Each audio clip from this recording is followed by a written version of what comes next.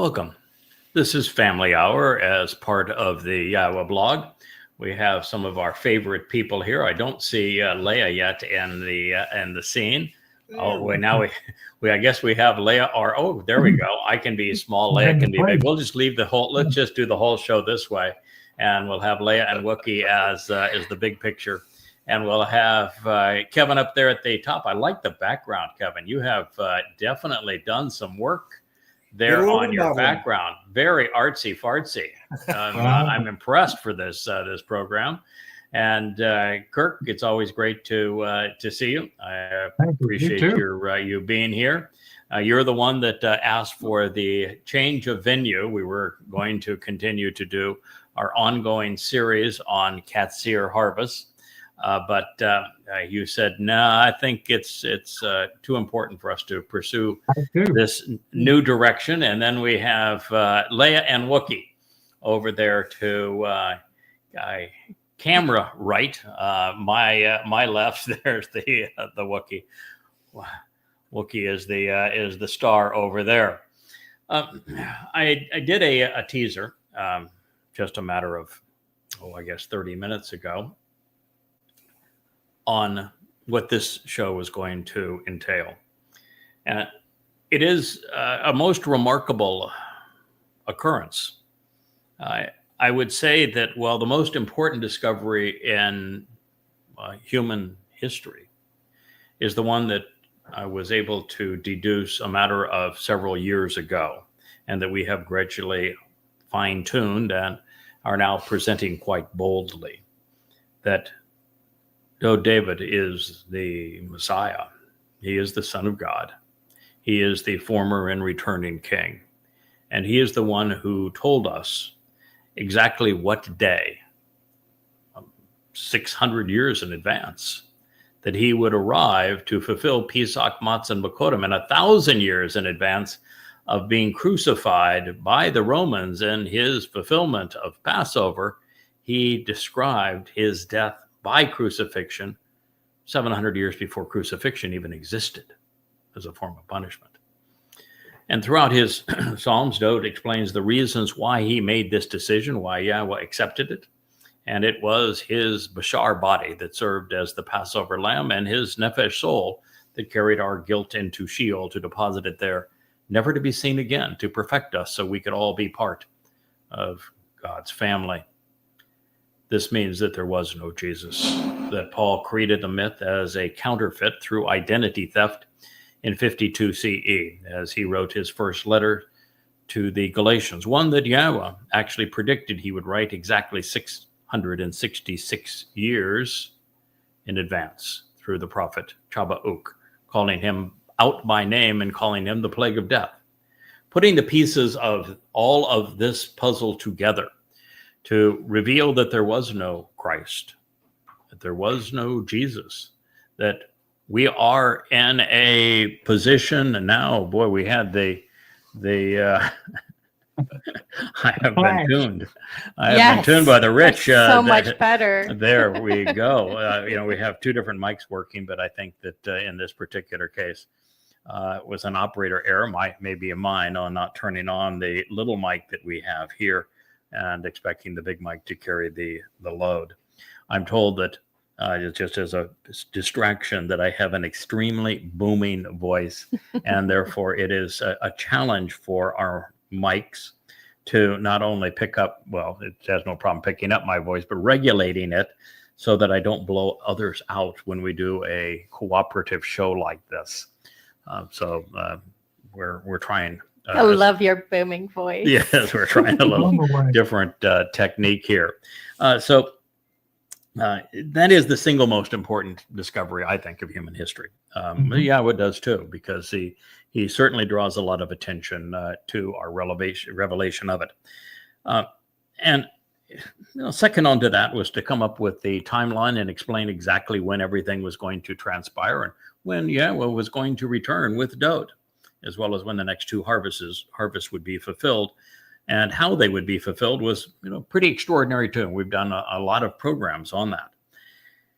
So as I had shared, ladies and gentlemen, about 2 weeks ago that I was returning to Daniel.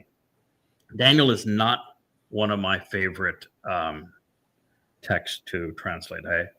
I translated really comprehensively for the first time about 5 years ago, and didn't like it at all. It was a horrible experience because the first 6 chapters are so religious and so political. They failed Yahweh's test of a prophet, and by the time you've had to endure that, and now you're getting into some prophecy that has some viability, you're already worn out, and then you're dealing with what is in the 7th chapter, which is the keynote address in terms of identifying this individual who is the Antichrist. It's written in Aramaic.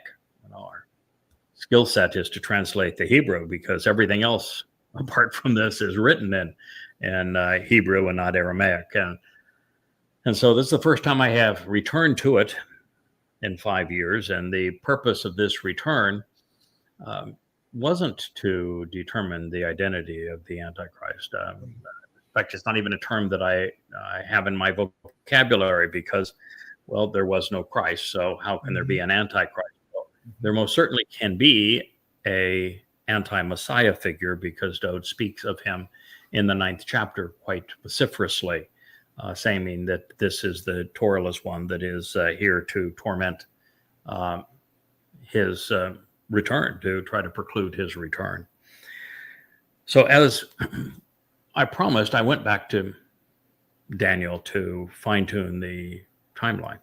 I thought there was additional things we could learn. And in particular, I was a little bit uncomfortable with what day the Torahless one, the adversary's advocate, if you will, what day he was going to arrive in Jerusalem, what day he was going to act that was presented, at least in the way that most people translate it, that he was going to change somehow the schedule of the sacrifices, and what day that would occur. It's not what he does, actually. And then, when do the 2 witnesses arrive? I mean, it's supposed to be on my day planner. Because I'm one don't want to miss that one, of the right? 2. I'm quite certain that at this point, I was going to keep the appointment, and that it's not one of those things I need to fret over. But I'd like to be accurate when I give the date. And I don't know if you recall, but for a goodly period of time, I said that it was apparent to me that the 2 witnesses are going to arrive on Passover. Right. And we had a couple of women that were part of our company at the time said, no, dates doesn't work out. It has to be on the 1st of Abib. Said, well, they argued it and argued it. And so, what the heck? Another bigger fish to fry, and it didn't really matter to me all that matter. We just went, okay, well, maybe it is the 1st of Abib. So I had both, and both throughout the text. So I wanted to determine, really, let's go back and let's figure this out, because these are all little details that help to flesh out our story and make it as accurate as we can make it. That's why I returned to Daniel. I did not expect what I found. I had, I don't have a lot of expertise translating Aramaic.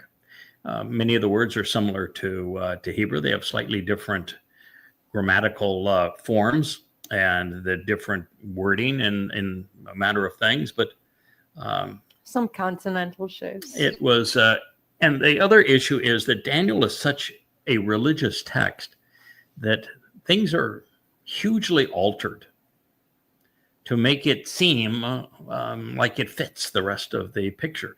Like, you're familiar, I'm sure, with the Ancient of Days, fellas. Have you recall that term? Yeah. Sure. And we're told the Ancient of Days is a pseudonym for God. Yeah. Right. But what it really means is a significant accumulation of days, long days. That means you old. It means he's old. Right. That's what it means. It just means he's old.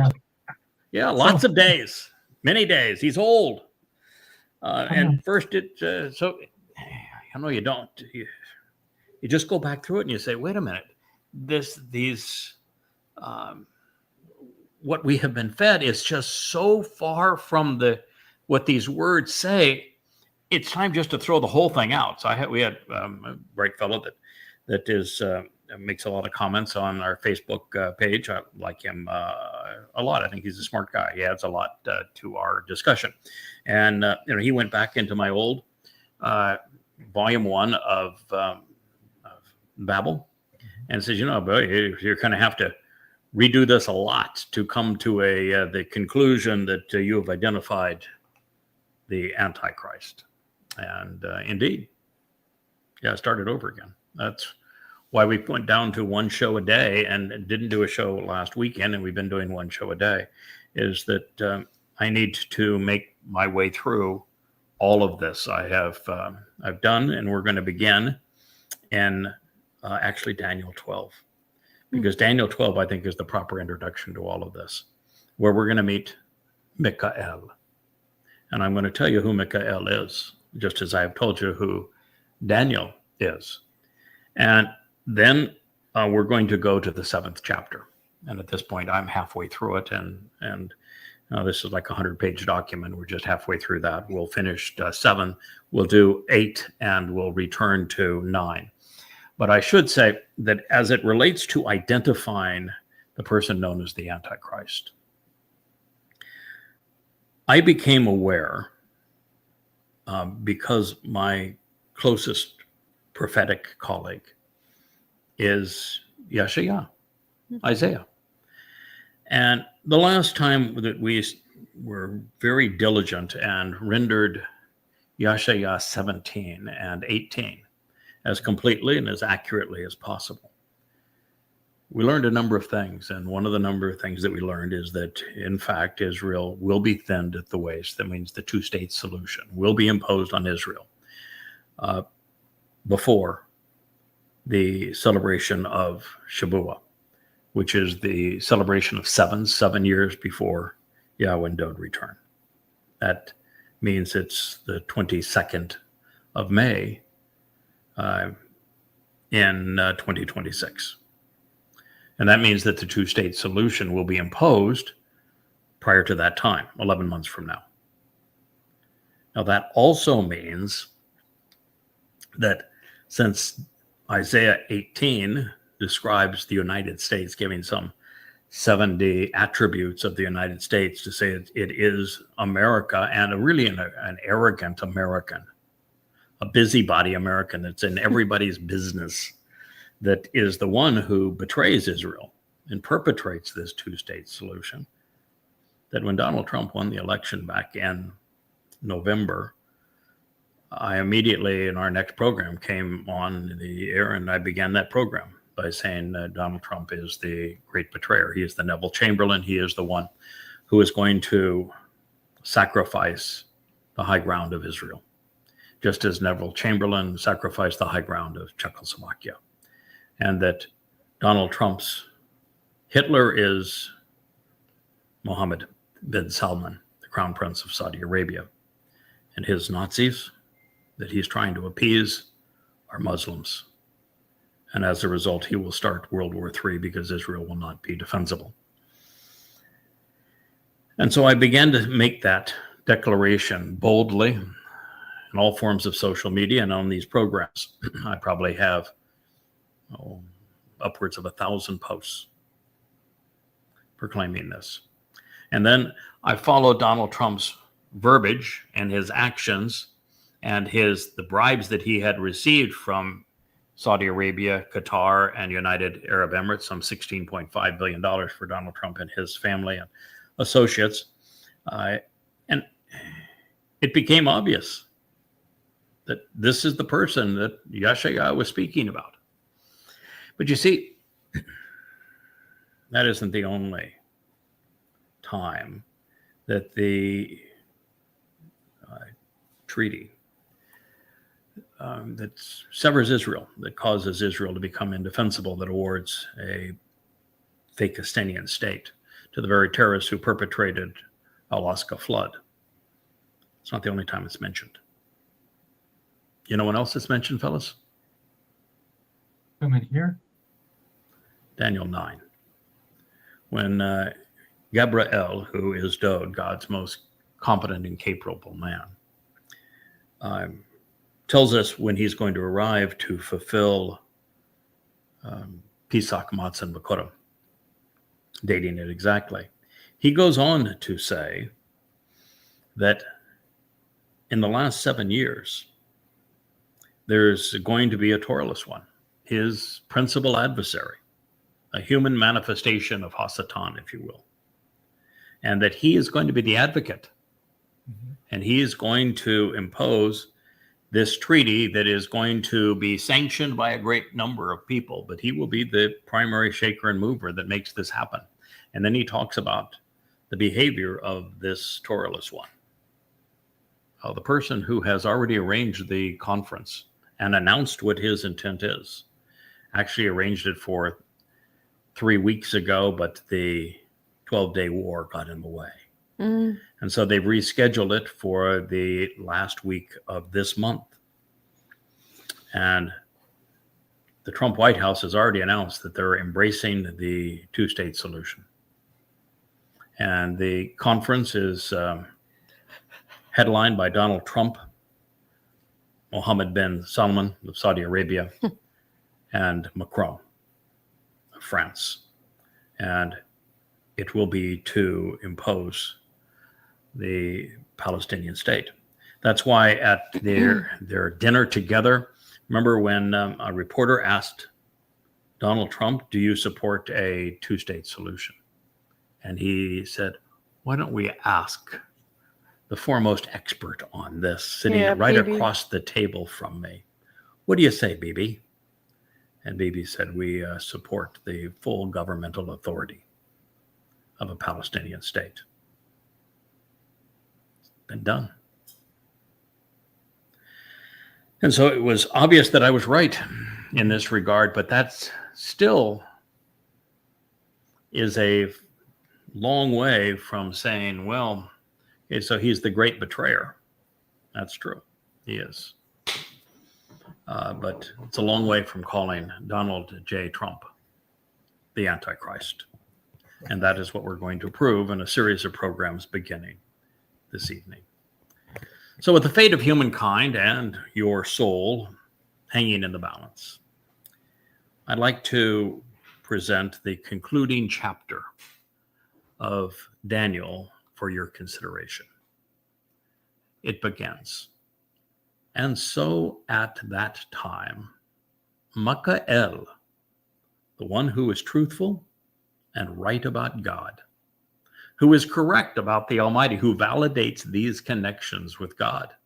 It is a compound of my, who is, ki, ka, ken, verifying these associations, connections, and comparisons to be correct, truthful, even emphatic and certain regarding El, Almighty God, who is representing the King, will have an important role in nourishing the growth and promoting your family's children. And he will take a stand and be present and accountable. And then after that, there will be a time of trouble, beyond which has never existed from a Gentile nation prior to this time. And during this time, your people will actually be saved. Everyone rescued from harm's way and delivered, who is found written in the book. Daniel 12:1. That's quite a beginning, isn't it, gentlemen? Yeah. Welcome back, Leo. So are you familiar with somebody who has been placed in this position by Yahowah, whose role it is to be right and truthful about God, whose job it is to represent the King, who is Dode, who is nourishing the growth and promoting the family's children, taking a stand and present and accountable prior to the time of trouble? I might know a guy. Yeah, there's only one. There's Yeah. only one. We talk to him daily. We see him daily I know. doing exactly that. It's all true. And there's no one else in human history that fits that role. Yeah. And I fit this role in 1,000 different ways because there is 1,000 prophecies regarding this. And now he has a name. His name, in addition to Yada, the Bashar, herald, the Kol voice, the pei mouth, the Choder, which is the secondary stem, the sucker off the fallen rootstock, the Adamah Parah, this man who is productive as a bull. All of these things. And Vallejo, what is it that you're now searching for? Batteries. Okay, well, we Family show. having some family issues here to get this show working correctly, which means we don't turn that thing off after each use, probably. Nonetheless, there's no one ever that has even approximated any one of the 1,000 prophecies regarding this individual, the Nakar. He's a observant foreigner. Mm-hmm. He is referred to as Midod, next to Eldod, even in the Torah. He is the final Zeroah. And so this is a marvelous introduction to the very person who's going to be able to not only save those who are written in the book, those who are covenant and family of God, and he is performing this role not only for the covenant family, but for the remnant of Yisrael. But it is interesting with Yahweh that as a being who is infinite in time, Yahweh had the ability to take his prophets forward in time and even some back in time and to show them what occurred or will occur, and then have them go back to their time to write it down so that we would have a written record of those prophecies, which are really future history or ancient history in the case of some of the testimony. And so God can take a soul forward or back in time. Yes, because in God's purview, there is no time. Well, there is time. It's just the fullness of time. Right. On a photon of light, it's not that it's timeless, it's time full. Yes. So all time exists simultaneously for someone who lives in the fullness of the fourth dimension, and Yahweh is a seven-dimensional being. Therefore, in my case, he's taken me back twice that I know of. Once is to be there in the tent of the restoring witness with my king, Dod, as my Dod with Eldod in the Torah during the time of the meltdown of the children of Israel, where Moshe gave up. And Yahweh had to show Moshe that, no, I have this under wraps here. I got a couple guys. Yeah, I got a couple of guys. I know a couple of guys. I got a couple guys. Guys. Here. Yeah, I got a couple of guys. And then it's happening here. Yeah. Because you say, well, Michael is named, and he is not an angel, he is a man. And Gabriel has been named throughout to Daniel, who is God's most capable and competent man. He's Dod. There is a third who will join us. Mm-hmm. And the cast of characters in the last days. My favorite guy. Yeah. Elia. Yada, He is going to have so much fun. He is. Yeah. Yeah. Michael and who is Yada? Elia means Yah is God. And of course, Dod. That's God's cast of characters. And so that is why this final prophecy from Babylon is introduced this way.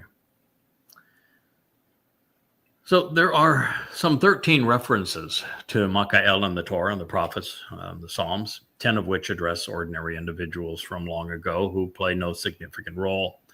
3 depictions which apply to this particular individual are found only in Daniel, with the 2 other appearing in the 10th chapter. Therefore, what we know of him, his identity and purpose, is explained here from the role that he plays as well as from his name. The most overriding clue as to the nature of this individual is the recognition that Makael, one who is truthful and right about God, is a descriptive title rather than a name each of the three times that it is presented. It is a compound of several Hebrew words beginning with my, which is an interrogatory, encouraging us to ponder the who is being addressed. Now, this is followed by a contradiction, or a contraction, I should say, of ki, of ka, of ken, to emphasize something that makes it certain, or indeed to compare one thing to another, or to validate something with testimony that is irrefutable. And if ki, it means indeed speaking of someone who is certain, sure, and truthful, who is emphatic and reasonable. If ka, then this individual has a propensity to make the kind of comparisons and associations needed to understand. And if ken, then this individual's claims about Yahowah are verifiable, they're correct, truthful, and certain. As for Makael, it concludes with El, which is Yahowah's title, meaning Almighty God. Therefore, Makael asks those seeking to understand, to inquire about who is indeed confident and truthful, emphatic and reasonable about God, constantly and definitely making the kind of comparisons and associations needed to verify that what he says is correct. I might know a guy. God. You know a guy too? Mm-hmm. Yeah, I think we all know a guy at this point. More succinctly, Makael is the one who is truthful and right about God. As we would expect from such an individual, especially as we approach Dod's return to defend and lead his people, Makael is Sar. He's representing the king. He is Sar, serving the anointed leader by focusing on his family and of their relationship with God. And as a result, he is Sar, clearly designated and overtly authorized, resolutely empowered on behalf of the king. And there are, as I say, 1,000 prophecies in this regard. And Dod himself writes vociferously of this individual. So few things are really more important than recognizing that Dod is the Son of God, our shepherd and the Lamb, the Messiah and the returning king. The realization not only nullifies the aspirations of Judaism, Christianity, and Islam, it presents the ultimate Yehud calling his people home. This is an essential truth that we find now documented throughout the 35 volumes of Yada Yahowah, and in particular in Coming Home. It is Makael's most revealing and valuable gift to his king, as well as to the covenant family. So next we're told that Makael will ha-gadol. He will play an important role in nourishing the growth of, while promoting al-ben-am atah, your family's children.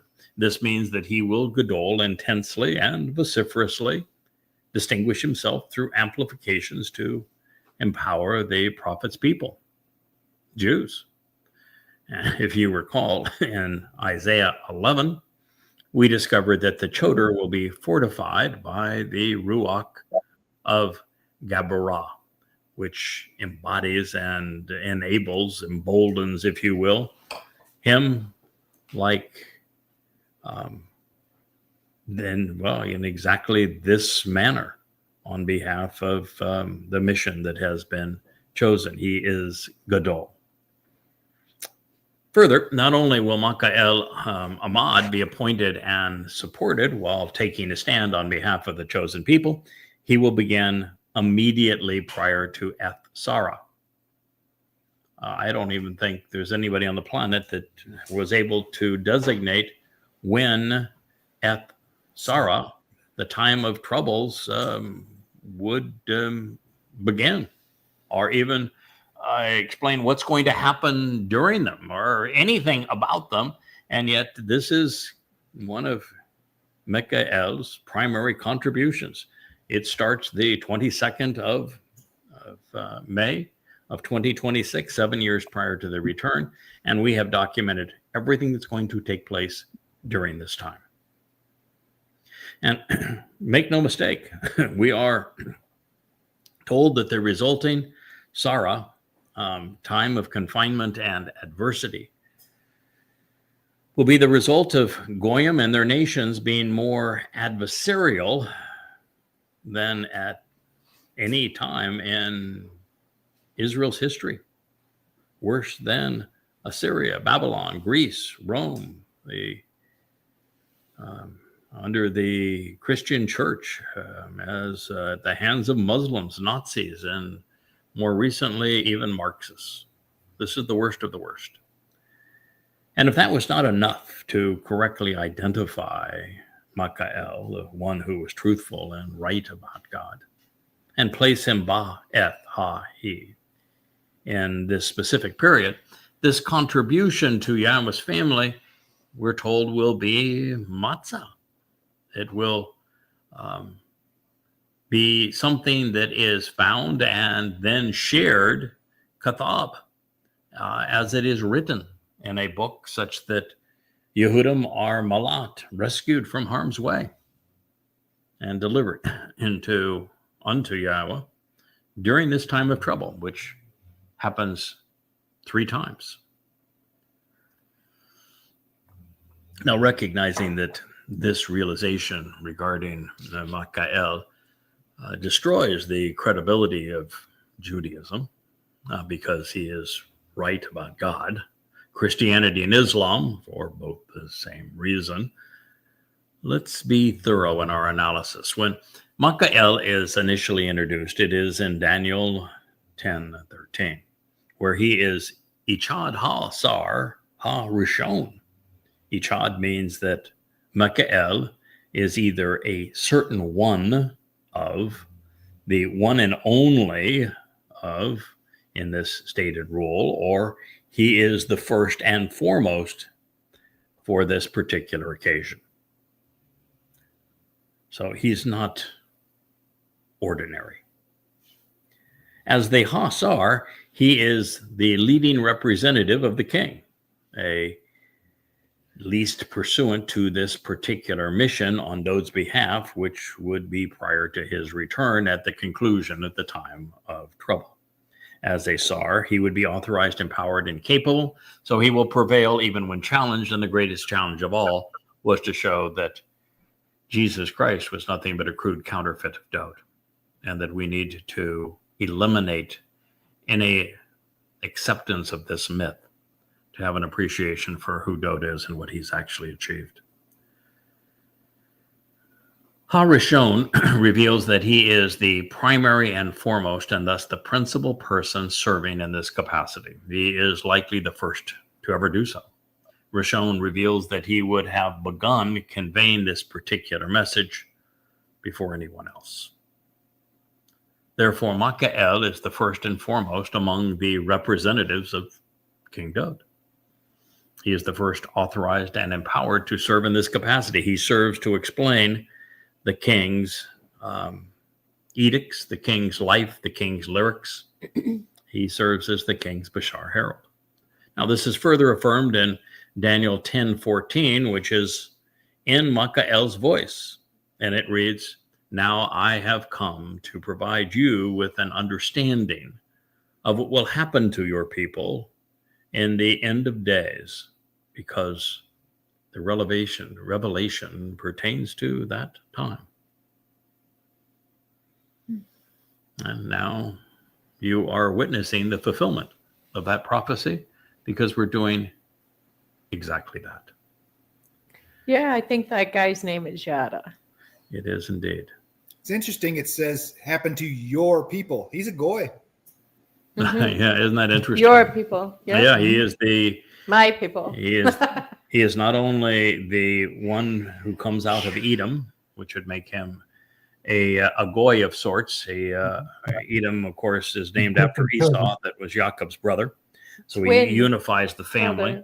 Esau, Jacob's brother. He unifies the family, but he is referred to throughout prophecy as the Nakri and Nakar, which is an observant foreigner. He is specifically called in many of these prophecies a goy.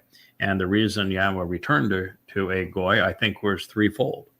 One, he likes to come full circle in all of his stories, and he began this story with goy.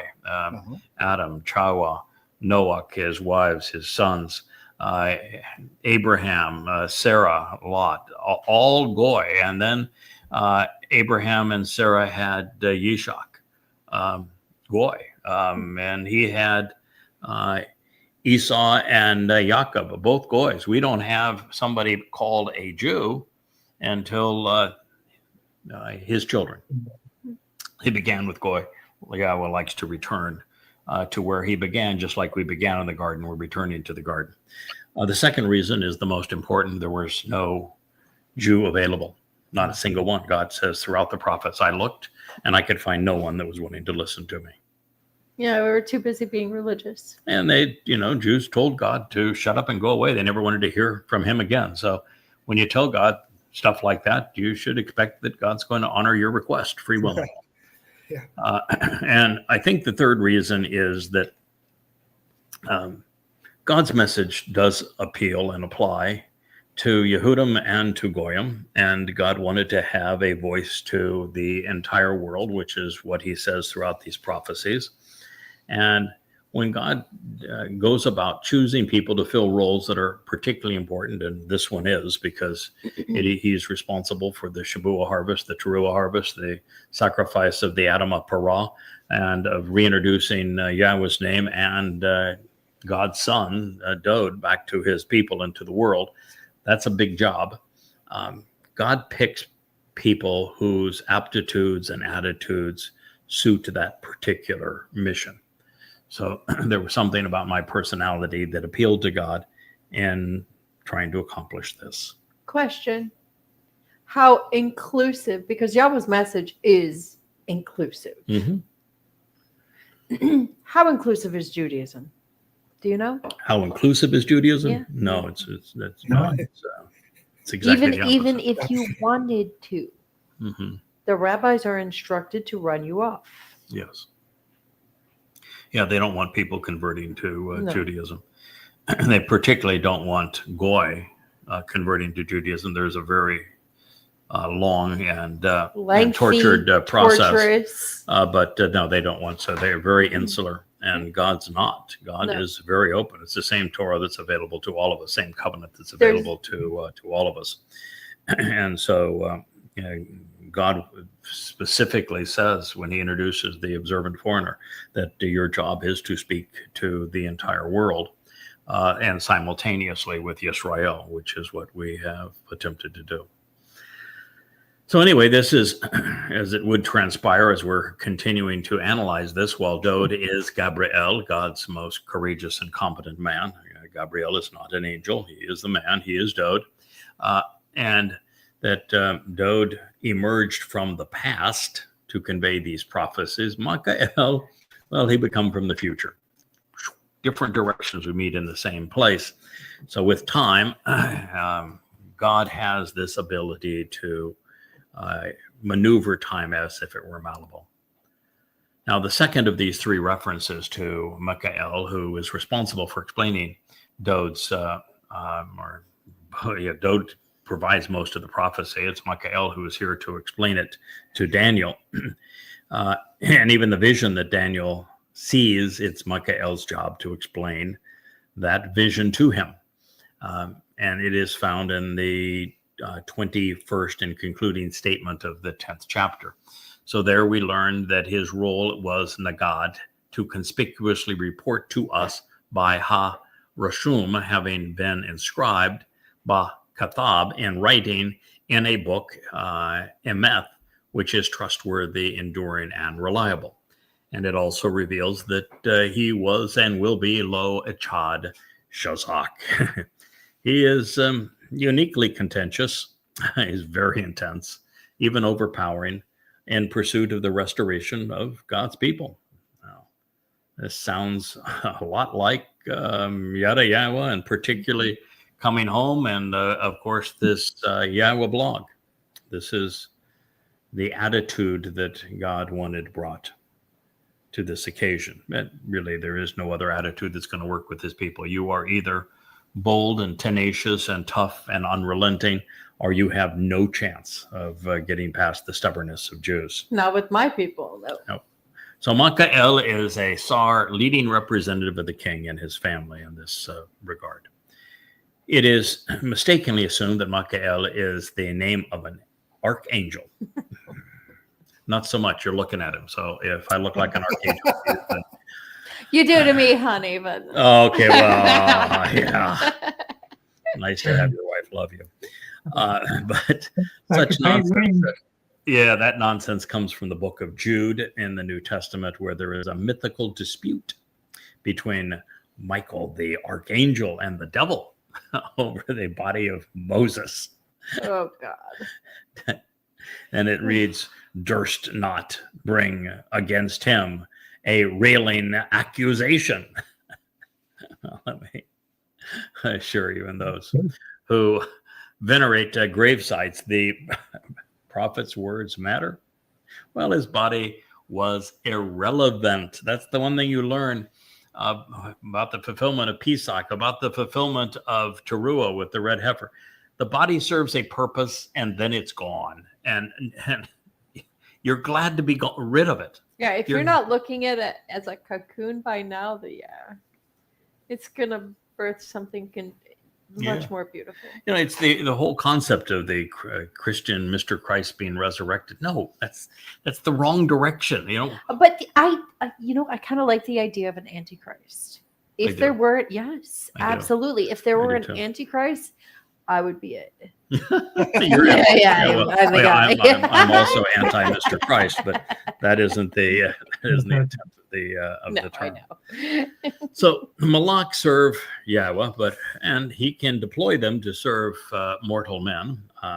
And you read in the 91st Psalm exactly how Yahowah uses them in this regard. But they are seldom deployed to Tsar, represent kings. Moreover, there is no record of anyone named Michael writing anything which would Gadol have promoted the growth of Yahowah's family. In particular, while Malak have speaking roles, they are seldom vociferous, and they do not rely upon amplification, nor is their role to magnify anyone. And as we will discover in due time, Gabriel isn't a Malak either. He is instead the greatest of men.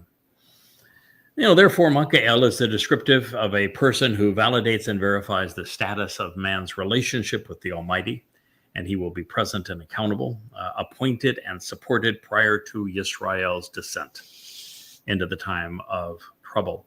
In fact, he will be on the job for that, at that point, 2.5 decades, 25 years of every waking hour, 6 to 7 days a week. Well over 100,000 hours prior to this time. The result is the books that you see behind me. Now, since there is no one using translations of the Torah and prophets and their insights derived from them to compose anything comparable to the 35 volumes of Yada Yahowah, which means to know Yahowah, especially now just 10, 11 months removed from the time of trouble, well, you are witnessing the fulfillment of this prophecy. And since I'm the first to deduce that Dod is the Messiah, the Son of God, and the returning King, who fulfilled Pesach, Matzah, and Bikurim, and will arrive on Kippurim after I fulfill Shabbat and Towrah, there is no possibility of anyone else serving in the role of Michael. And therefore, Yahowah has positioned Yada to herald Dod's return as our king. And now also pertinent, Michael's role is to explain Daniel's vision so that the world understands it before it's too late. And with this introduction, I should have naturally assumed, well, you know, in this process, we are going to be able to deduce not only the timeline, which is why we came here, but who the players are. Mm-hmm. And the most famous of the players that is deduced here is that guy that is known as the Antichrist. Well, that's not the way the term is written here. He's presented as a Torahless one. Now, as bad as Rome and Roman Catholicism have been, what is about to unfold will be far worse. In the annals of human history, considering the blight of nations, even the bitterness of the Goy, nothing has ever existed which can be compared to the Tzara, the period of anguish, adversity, and of the adversary. All we have read has built up to this point. And that's a lot, considering the 25,000 pages that surround me. All free, by the way, at YAHOWAH.com. The confounding confusion of Babylon and the Bible was horrific, as it metastasized through Persia, Greece, Rome, and Christianity. But it will become more vicious still and deadly, because the worst is yet to come. Now, fortunately, it is during the time of trouble that God's people are going to be saved. And those who are rescued will find their names scribed in the book of life. Shabbat and Towrah serve as the bookends for the time of trouble, the beginning and the end. And so the text reads, and many important and infamous individuals of those who are asleep in the dust of the earth will be awakened. Some of these to restoration of life everlasting, and others to eternal scorn and shame, insults and reproach, accusations and censure, for having been abhorrent and appalling. Daniel 12:2. What do you make of that, Captain Kirk? I'll tell you, it's odd. I didn't realize that everyone would be asleep, but I guess they are. And it's curious how I think it's going to be a very small amount. So yep. I think you're on the right track there. The fact is that it only speaks of those who are asleep in the dust of the earth who will be awakened. It doesn't say that everyone who has lived is going to be awakened, does it? Oh, no, it just says actually many. It's Rob, numerous. Now, there have been 100 billion humans that have come and gone this way. It doesn't say there's 100 billion people. No, it just uses Rob, numerous, an undisclosed but significant quantity. So that's the first clue. And what does that mean? That means that the deduction that I made very early on, which is, I think, one of the most profoundly important that I ever made, which is that there are three destinations for human souls. Yep. And that the vast preponderance of people don't have a reward. They don't have a penalty either. Their souls simply cease to exist. It is dust to dust. No reward, no penalty, no eternal life in heaven or Sheol. Almost everyone who has lived on this planet had their life, and when it's over, it's simply one and done. Over. However, there are some people who will be in this altered state, this altered state of consciousness is really what the word means, yashen, who are going to be awakened, and they will have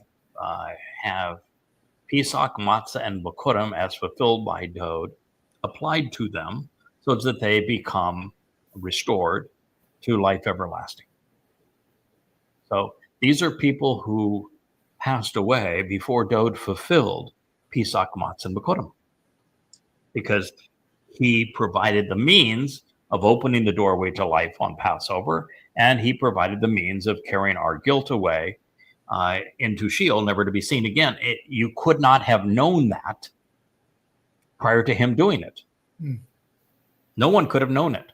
So even an Abraham and a Sarah could not have known that. Exactly. And so there are people who Ruth and Boaz, they wouldn't know it. Who would have no clue as to how God is going to resolve this. Mm-hmm. And so God just said, I'll put you in a state of unconsciousness and sleep with your father. And when it's time, I will raise you, and you will be the beneficiary of this, and you'll say, oh, wow, what a great plan. Glad this happened. Thank you, Dode. Because it's important that everybody that is in the kingdom of Dode, as we go forward, everyone is going to be there because of what Dode has done, which makes it possible for Dode to be king of forevermore, because every one of us are going to be appreciative of what he has achieved for us. And that means even those who have passed away before will be in this process. Now, that also means 0 power struggles. Now, there is also the possibility, just in these last 20 some odd years, that there are individuals.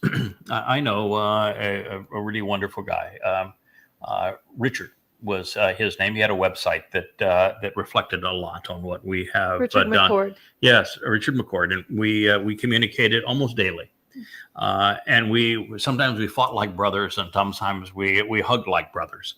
But Richard McCord, I would have every reason to conclude was covenant, and he had poor health and he passed away.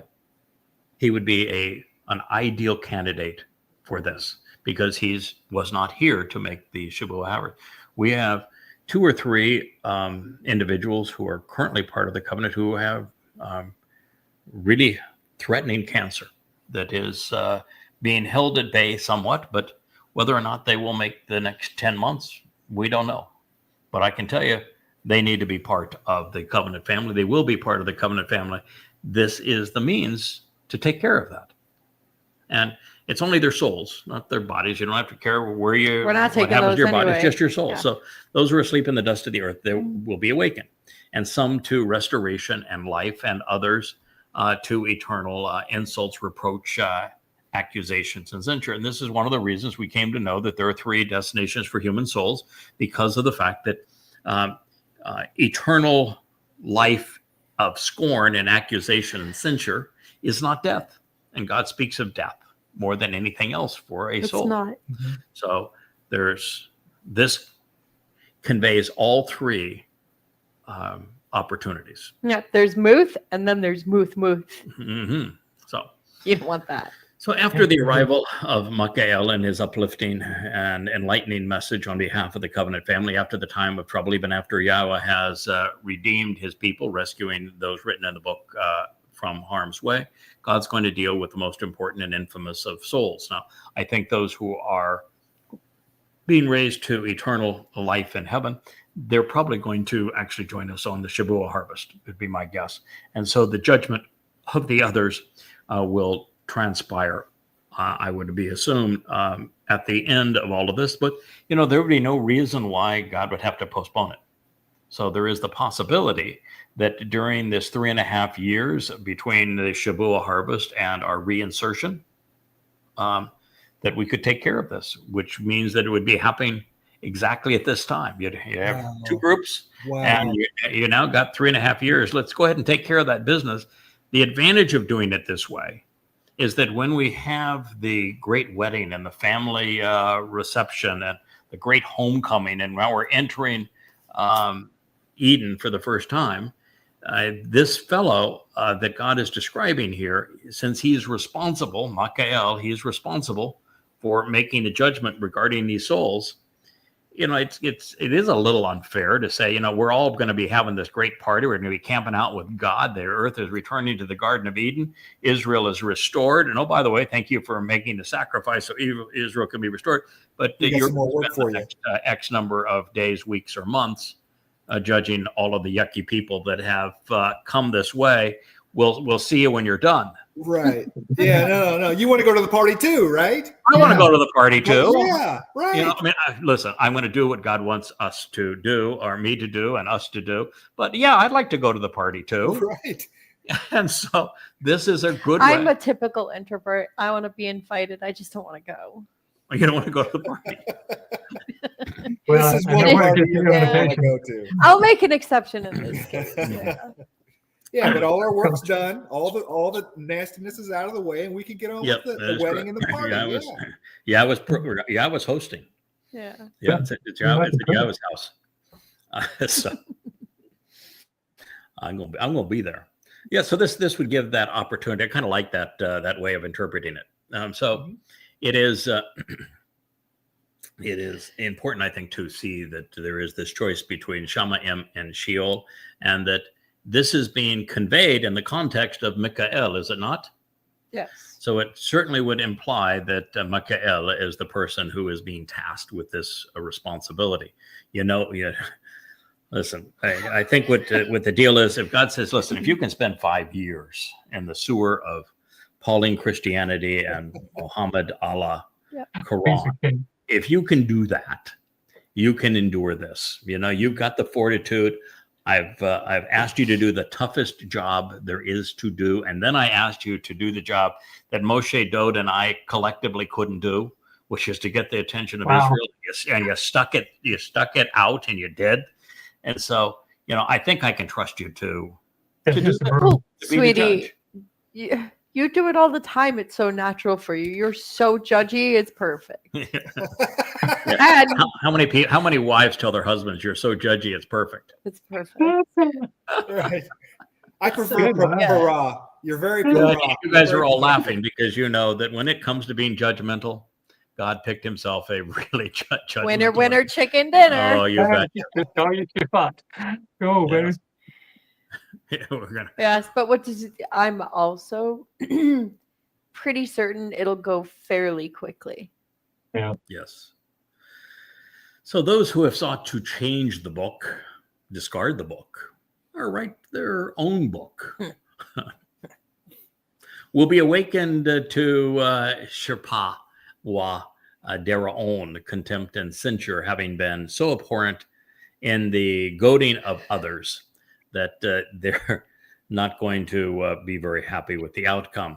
And while this will serve as a reward for the covenant's children and punishment for those who have harassed them, the preponderance of people will not be awakened for either of these eventualities. Only the most influential and infamous. I got a list. Either good or bad.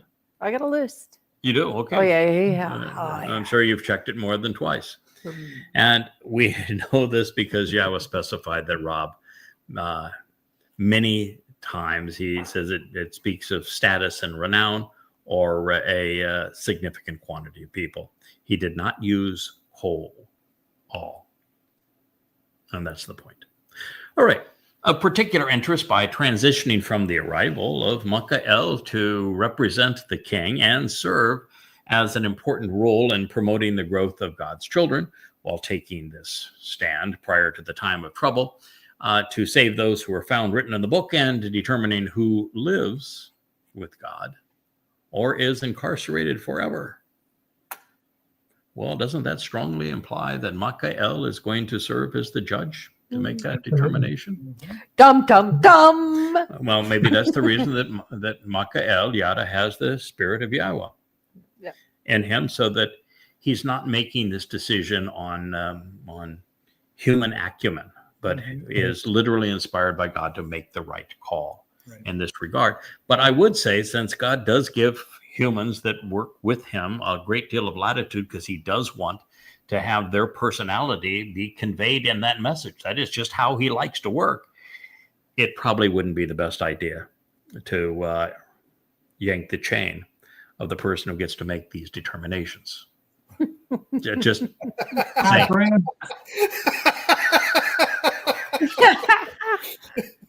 something you may want to think about. It's like, Donald Trump had no compunction even going against the mounted ward for him and Tucker, and then he went against the man that kept him out of jail and got him elected, and the richest man in the world, and Elon, and he's willing to take on anyone.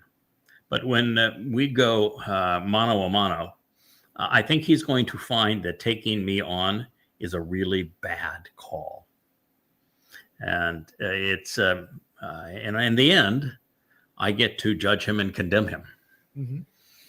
And he's not going to find that very pleasant, because this time I'm going to shut his little yap so he can't whine and complain otherwise.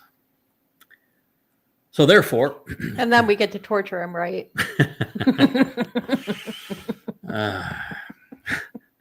Leah recognizes that there is prophecy in Yeshaya that was at one time very, very uncomfortable for me to process. And I ran away from it every chance I got. And finally I said, I just can't run away from this anymore. But in the book on Chodoring, Yeshaya says, Yahweh is all about recompense. And that those who have passed away and have been tortured by significant abusers need closure. Because if you were in the Inquisition and some Roman Catholic and you're a Jew was torturing you with those really disgusting implements, so you're tied, you've done nothing wrong, and you are confined to their torture, and they prolong the agony just for their own giggles as long as you can, and you're screaming in your head, there's got to be a God. They have to be held accountable. Mm-hmm. So for closure, what God says is those people deserve to see that those who inflicted such pain on them suffer, because God is not into forgiving. I know that you did this, but I'm forgiving. No, they deserve closure, and God's going to give them closure. He's going to give them closure by having those who perpetrated these crimes are going to receive 7 times what they gave out. And so this is the reality of it. God is going to be fair, both to those who have been hurt and those who did the hurting. So she's correct. So considering the name itself, Mikael, one who is truthful and right about God, his arrival prior to the time of troubles, his duties pursuant to the king, his work promoting productivity in others, and the role in determining who is saved and condemned. Mikael is none other than Yada, Yahweh's children, the man imbued with the 7 spirits of Yah, the Nakri, observant foreigner, Dod's Bashar, his herald, the king's herald, Zeroah, the one who cultivates the harvest, and Yisrael's Adamah Parah, this reddish bull who is so productive, the Zebo Men Edom, the one that Isaiah in the 53rd chapter says he is the one who is dressed in red and saves many. Now, as clearly as... I know him as Honey. You do? But most will know him as Craig Winn. Yes. It is true that that is the individual that God chose for this role. And he chose a bull, and he is vociferous in affirming that this was his choice. In fact, when he told Moshe how one can discern whether or not someone speaks for God or does not, he says, if somebody speaks for me, he knows it. I have made it abundantly clear. And such is the case here. Continuing, therefore, the circumspect with insight who are discerning, demonstrating the capacity to understand, will become prominent, obtaining very high status, being respected among heavenly beings, shining brightly while enlightening and admonishing, similar to the light of the expansive universe, such that they will be greatly valued for the numerous worthy individuals who will be vindicated for being right, becoming like stars as eternal and restoring witnesses forever. Daniel 12:3. Now, this is a tandem here. Yeah. So there are 2 people now that are serving as witnesses forevermore. And they are esteemed in heaven. God has a very high regard for these 2 fellas, and they are Elia and Yada.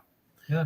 Mikael, if you will, and Yada. And our job is to help those who are intellectually stimulated and interested to understand what can be known about God. Good way to put it. Yes. Yeah, it's God's point of view, this is an exceptionally important function. I have to turn down this light because Leia's getting strobed again. We don't know what is happening with her lights over there, so she's getting to be darker and darker as we go. But you still look good on that camera, so the camera is doing a marvelous job of picking you up nonetheless, Leia. We had some chord management technical difficulties earlier today, which is why we're still struggling with a little bit of this, but we'll get it resolved. It's always a challenge to do this as we're attempting to do it with these live But streams. we have the keeper of the chords over there. We do have the keeper of the chords. Captain Cord over. No, it's Captain Kirk, keeper of the chords. Oh, yeah. Captain Kirk and keeper of the chords. Okay, I'll get my names and titles correct. There's shorts up there at the top. You got too many. I can't even keep up with them. I had one every month. Yeah, I know. It's quite a laundry list that. Yeah. And every one of the names too that Yahweh chooses for this role are descriptive titles. They are. Yeah. Even Yada is one who knows, who acknowledges. It became Yada Yahowah, one who knows and acknowledges Yahweh. So if we go back in time, because Yahweh has put this story together even before the earth existed. So we shouldn't really be surprised that there are certain personalities that are woven throughout the story. In his narrative regarding the fourth day of creation, symbolic of the era when Dod fulfilled the spring Moedim in year 4000 Yah, God revealed that there would be two luminaries who would be visible. The greater luminary representing the sun. Well, that's Dod. And Yahweh affirms it because in the 89th Mizmor, he says that Dod is returning as brilliant as the sun. So that's Gabriel. And he did fulfill the first three Mizmor, Pesach, Matzah, and Bakorim. The lesser luminary represents the moon, and he's Yada. He is the king's herald, and he's presented here as Makael, and his job is not only to fulfill the harvest of Shabbat and Towrah, he reflects the king's lights, which is why he's called the lesser luminary for the purpose of fulfilling the Moedim and the fourth day of creation. And it's why in that same Mizmor where Yahweh sings his praises to his beloved son and says that Dod's going to come back as brilliant as the sun is in his presence, he says so that the moon will be remembered forevermore. So they are a eternal team, brothers, if you will, the two of us. And this is so that Dod can return, as we said, as brilliant as the sun on Kippurim, as the moon continues to play the role of reflecting Dod's light. But he will not be alone, and that is the purpose of the lesser luminary. Dod will be accompanied by Sadak Ha-Rab, a great number of highly valued souls who have been vindicated for being right. We have three on screen. We have the keeper of the chords to my immediate right that would fall into that category, as well as many who are supporting this effort. There are many highly valued souls who have been vindicated for being right. These brilliant individuals have returned with the king in the VIP section from Shamayim as prior beneficiaries of Shabbat and the Towrah harvest, having capitalized on Pesach, Matzah, and Bakorim. So between now and then, there is a great deal to be done. There's much to learn and even more to teach. God's people will be growing in understanding, and they will enlighten and admonish others over time. Ultimately, all of Yahweh's covenant children will become like our Father. We will be transformed into light and to become immortal, perfected, and greatly empowered. The remnant who survives to greet our Father upon his return will be bright, well-educated, and alert. And therefore, the expansiveness of the universe, it's going to be our playground. These are the benefits of being Sadak, or right about God. Now, this known, there is more to this prophetic declaration. The hasakal, insightful, are, well, it's masculine plural, suggesting that Yahweh is speaking of his two witnesses. And they will pack a punch. They're going to wield words wisely, and they will be the most prominent individuals on the planet at this time. Their role will be to enlighten those who choose the covenant while admonishing those who oppose God's family. And of course, it'll be the typical ratio of about 1,000,000 to 1. Even better, it's a big middle finger to the third wave feminists who hate men. Mm-hmm. I am not on your team. So during the final 3.5 years of the time of trouble, Elia and Michael will have returned as spiritual beings, and upon their return, they will appear as light. And these two sarcastic and highly judgmental fellows will impress even the heavenly host. They will keep everyone entertained. And these guys are going to have friends in high places. Not only is their witness going to be appreciated and valued by the chosen on earth, it's going to resonate in heaven too. God will be listening, and he will approve.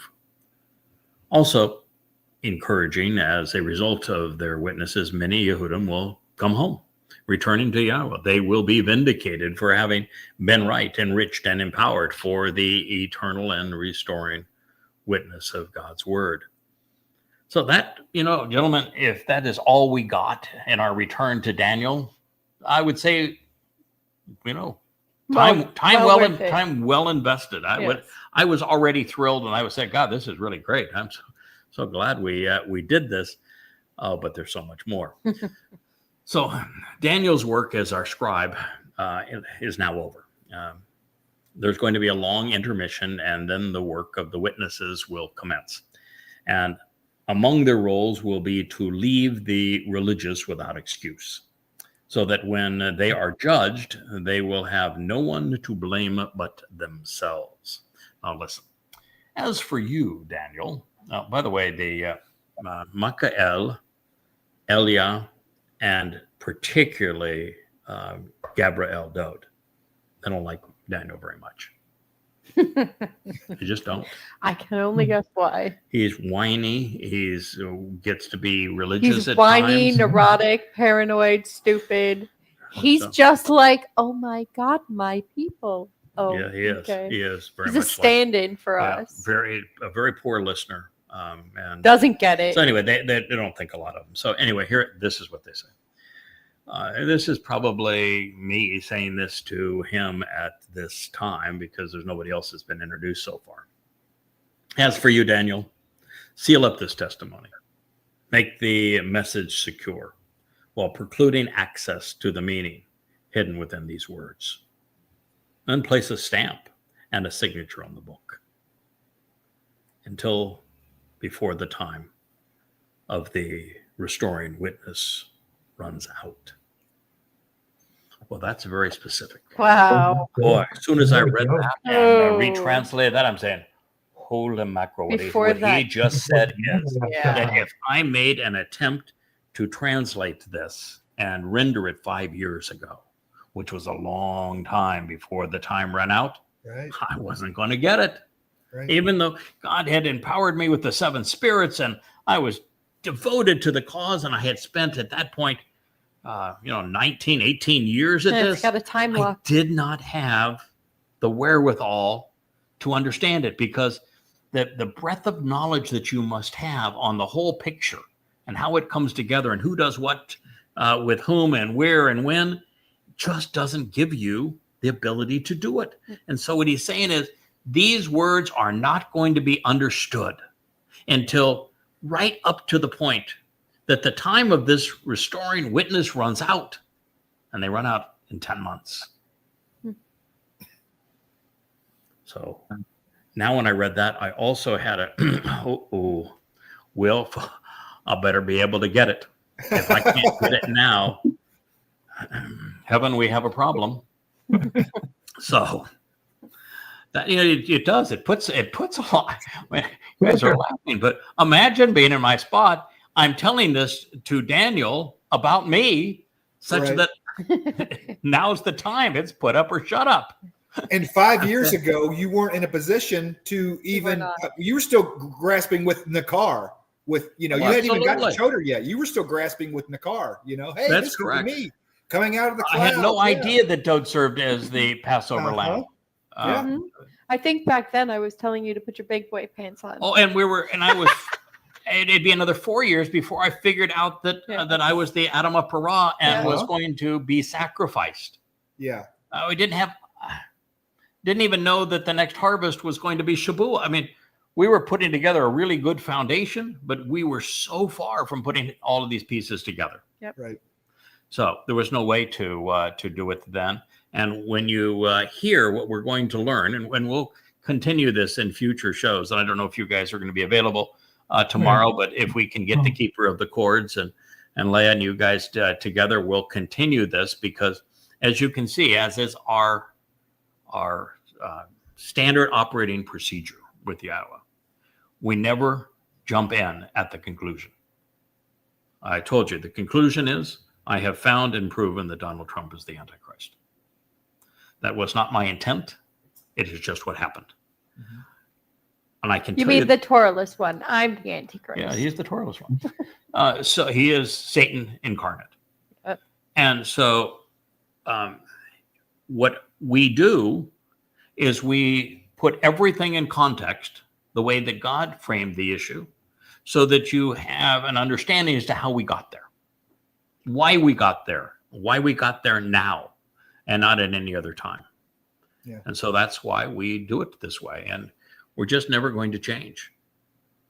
It says many, and notably even rabbis and others who are infamous and exalted, will wander about aimlessly as if rowing up a waterfall, even with access to this information, which leads to understanding becoming more prevalent. So even with all this information, God said, you're still not going to get it. Nobody's going to get it. Yep. Famous people, infamous people, everyone's going to want to go around aimlessly. No one, even with this information being available, it says no one is going to get it. Okay. So this realization is one of the reasons we turn to Daniel 12 prior to analyzing the symbols presented throughout the 7th chapter.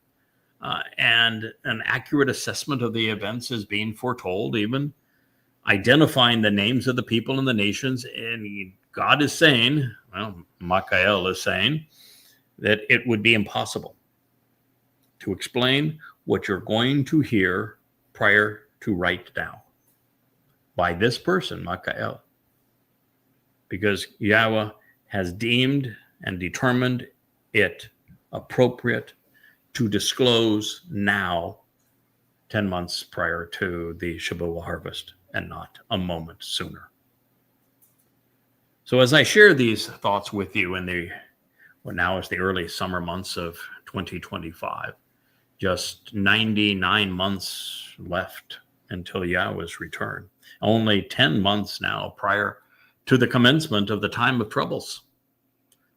I have found that we are finally close enough to both that we will prevail in unraveling the mystery of who will be doing what to whom and when.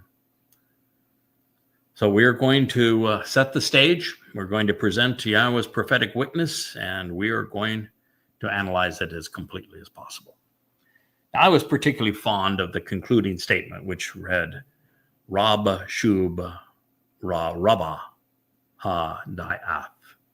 Many, and notably even rabbis, as well as others who are infamous and exalted, will wander about aimlessly while foolishly attempting to row up a waterfall, doing so at a time when access to quality information, which leads to understanding, is becoming more prevalent and more pervasive. I love the term rowing up a waterfall. I've used it, well, for the last 20 or 30 years. So how do you roll up a waterfall? That's difficult. Rolling up a waterfall is difficult. That's why the term exists. I don't get it.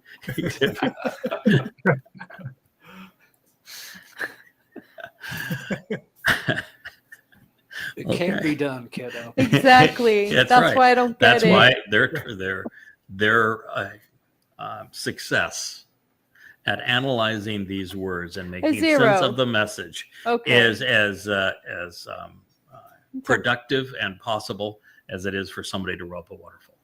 Okay. Okay. That is the answer. Why didn't you just say zilch?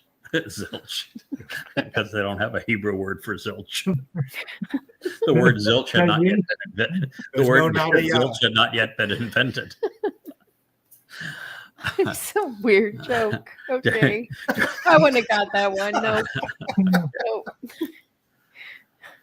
So here we are. Daniel has, I don't think, made this particularly easy, as we're going to find out. But you're going to learn as much, I think, as can be known. So it says, when I, Daniel, looked and beheld, in the end were present, then it says, then I, Daniel, looked and behold, the two. Remember we talked, there was two witnesses? The two in the end were present and appointed and accounted for, supported while taking a stand. One individual was now presented here as the means to channel speech and convey this message. And the other person was simultaneously present close by as a conduit for words with verbally expressive lips flowing with language. This is Daniel 12:5. Okay, so he's already introduced one of these two fellas. Is Michael. For better or worse, but folks, that's me. Michael.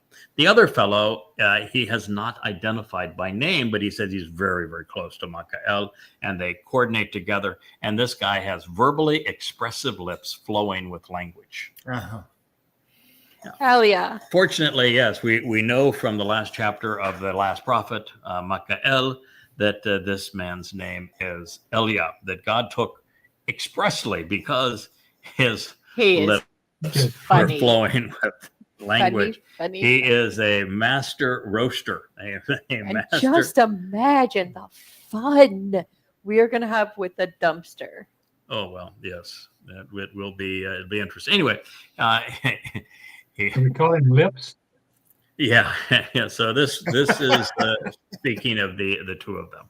All right. So when viewed in the context of what we have just read from the perspective provided by Zechariah and Malachi, there are two witnesses. The witnesses are Elia and Yada, who is the one described here as Michael, but otherwise known as the king's Bashar herald.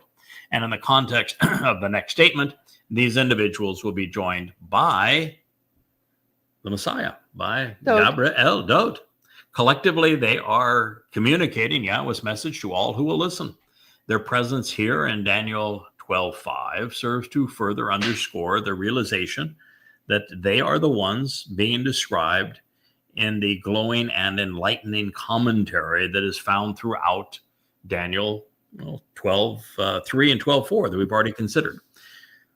So what's also interesting is that Michael is not only the one named in the 12th chapter, he is being credited with being a conduit of words. The same is true with the other individual, such that both serve as conduits of enlightenment, which is how the witnesses are presented in Zechariah.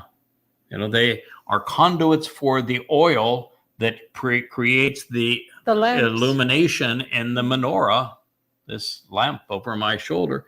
That is who they are. That's how they are described. And it's being reinforced here. So this means that Elia and Michael that Malachi is one that tells us about Elia, and that he will be joining with Michael, who is Yada, and we are going to herald the return of Dod and speak for God. As witnesses and prophets, we are conduits for Yahweh's message, God's Torah, which is his source of guidance, and teaching will flow through us. Now, at this point, Gabriel, Dod, returns, joining Michael and Elia. And as he does, one of the other asks a question that 3 of the 4 are prepared to answer. Then he said, to the individual of linen garments, that would be Dod, who for the purpose of the relationship was from the dimension above and beyond, the source of the waters of the stream. How long will this restoring witness be until the end of these distinguishing and intensely wonderful explanations and astonishing communications of things that would otherwise be difficult to understand? Daniel 12:6. Now we're getting to the very reason we return to Daniel. time, right? How long will it be? Yeah. Dum, dum, dum. Particularly pertaining to the witnesses and these profound revelations that they are making. Well, so it should be obvious as to who asked this question, because those present at the time are Daniel, not the sharpest guy around, Gabriel, who is a synonym for Dode, the sharpest of all time, Elia, who isn't named until Malachi, but is the man with the greatest gift of gab in the history of Yahweh's prophets, and Yada, who's a fairly profuse speaker as well, and has come to know a few things, which is why he's called Yada, now referred to as Michael. Now, one of these individuals posed the question to the fourth, the one in Bod, linen, from Ma'al, greater dimensions, about how much time is remaining. And since everyone but Daniel would have known the answer, this question is being asked for our benefit, and it will be answered. Now, I suspect that the reason the man in linen wasn't identified on this occasion is because he was previously introduced as Gabriel, and therefore is, well, the king of Israel, Dode. He is the one dressed in linen because he's serving as the high priest to anoint the mercy seat of the Ark of the Covenant when he arrives on Kippurim, as is required in the Torah. Therefore, he will come from a higher dimension as king, and he will be above the witnesses in status, like way above. And since Dode will be serving as the high priest on the day of reconciliations, his pants, his sash, and his head wrap will be linen. This is the lesson we learned when translating Zechariah for the Moed Appointments volume of Yada Yahowah, and I have shared in that series with you. Now, Dode's appearances also explains why Michael was depicted as Sar, as representing the anointed king while serving his family. Dode is the king, and we are heralding his return. So this pronouncement indicates that the witnesses will be able to explain the events foretold here in Daniel and throughout the prophets. So whatever we may miss today will be resolved soon enough. But as for now, we know the identity of the restoring witnesses and that of our king. And the question is lingering is, how long from the point they engage can we expect the time of troubles to end? That's the question being posed. This question has nothing to do about the Torahless one. This question has nothing to do about anything that's going to transpire other than how long are these guys going to be here? Right. That's the question. How long are they going to be here? And the concluding time is the end of the time of troubles. Yes. So the question has been framed. And so when you look at a question, you have to look at how the question was poised and framed, and now it has been framed for us.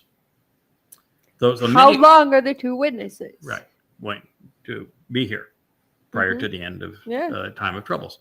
That many revelations and the miracles that transpire along the way include a plethora of things that have been so difficult to understand that they have eluded human comprehension up to this point, but they're all going to be resolved. So to answer the question of how long the world will benefit from these extraordinary explanations of what has previously confounded humankind up to this point, until the end, which is what this question asked, until the end, will require a more explicit commencement date, along with an affirmation that the terminus is being equated to the Ethzar, the time of troubles. At which point, we can work backwards to answer the question. But as for now, we should the end speak of the conclusion of the time of troubles, that date is known. Mm-hmm. When do you think the end of the time of troubles is, fellas? Kippurim. Nope, not Kippurim. Towrah. Absolutely. Yeah. It is on Towrah. That is when Yahweh confronts all of the people who have come to trouble Israel. He says on that date, he is going to incinerate them, and he's going to restore the earth to the conditions found in Eden. Kippurim is not the end of the troubles. Kippurim is the wedding day. Yeah, man, you got 10 days to prepare for the wedding. It's a fun time. It's a fun time. God's not coming back in a world that is filled with religious and political whores. Yeah. He takes care of them at the sacrifice of the Adam of Parah. You take care of them. It is. Well, it's God's sin. Yes. He incinerates them. Yes. So that is the end of the time of troubles. Yep. And until you know that, you can't proceed with the prophecy. Now, there are not a lot of people that know that, because it's a very complicated process of putting together the sacrifice of the Adam of Parah. They thought it to be the red heifer, and the two-phase fulfillment of Towrah, and what God is achieving on Towrah on behalf of the homecoming on Kippurim 10 days later. But when you do, what you find is that the end of Yaakov's troubles is on the sunrise of Towrah. Okay, that would be halfway through Towrah, because Towrah has two parts. It's like Passover. They have two parts. There's the evening part and the daytime part. Yep. And so it would be halfway through is when all of the time of troubles is over. So, should it speak of the conclusion of the time of troubles, that date is known. It's Yom Towrah, sunrise on the Shabbat of September 24th, 2033, with the arrival of the returning remnant. You need to know this stuff, Kirk, because you said you wanted to be in that white chariot, bringing the remnant back to Jerusalem. So that's that chariot takes off from heaven at sundown on Towrah, and it returns to the Temple Mount and Jerusalem, filled with all Yehudim who are not religious and are in a position to have what little political nature they have expunged from them. They will all be brought to Jerusalem at that moment, and they will arrive at sunrise. And it's at sunrise that the festivities begin for the sacrifice of the Adam of Parah. And they're not being brought into harm's way. God has eliminated the harm. At this point, every eye is focused on the sacrifice of the Adam of Parah and of Elia as the master of ceremonies. And it is the premier show. It is the show of shows, the greatest show on earth. And we're not going to be distracted by an army of jihadists that are going to be screaming Allahu Akbar. No, because Leia doesn't like jihadists. They're gone. Okay, so that is the time that the time of troubles concludes. And it is the time of the arrival of the returning remnant, which is going to become very important to this story, and of the sacrifice of the Adamah Parah. Adamah is a feminine noun, as is Parah, correct? Yeah. That's also important to this story. And it is known here, and he is known here as Michael. So now, when do we begin, if that's the end? Well, King Daud is answering this specific question. And as he does, we are provided, I should say, with an affirming clue. The source of the streaming waters. This is because on Yom Towrah, Yahowah, who for the benefit of the relationship is from a dimension above, will release a torrent of cleansing waters to purge the remnant of Yisrael. And this is also something that's important to know, because when they talk about this man's body being executed, the body is actually equated to a shower of waters. When God tells a story, he knows how to frame it. The words he chooses are beautiful. It says, then I listened to the individual, clothed in linen, that would be Daud, who for the benefit of the relationship was from the dimension above and beyond, the source of the streaming waters.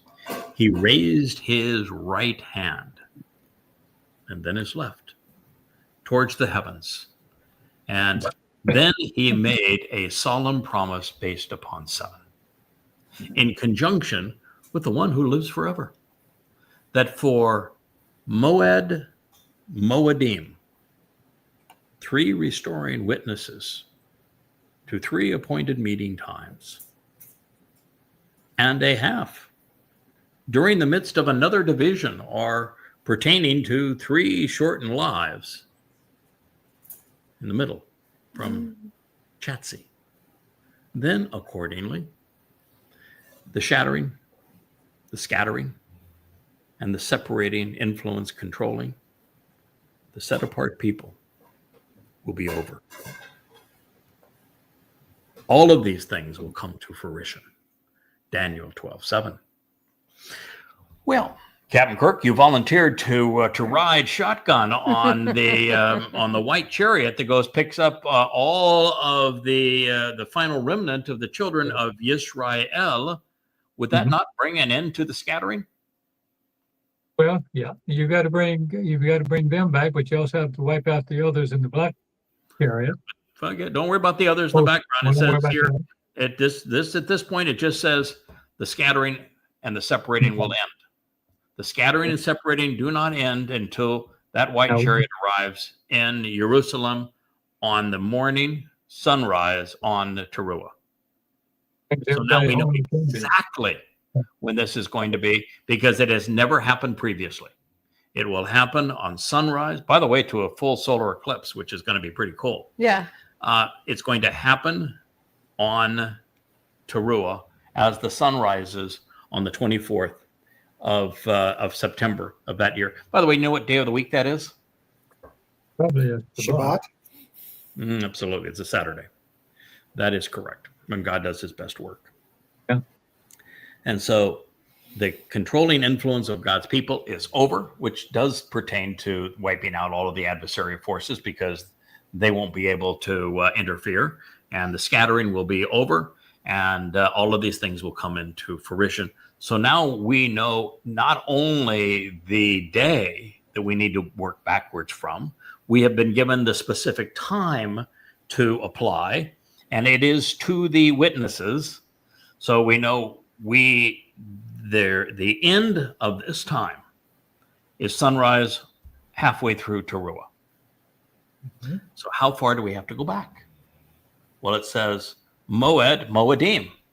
Now, in the past, everybody has wanted to render this as 3.5 years. They call it time and times. Yeah. No, it's Moedim. But time is eth in Hebrew. Yeah. No, it's Moedim. It's Moedim. Right. These are cycles of the 7 Moed. Yeah.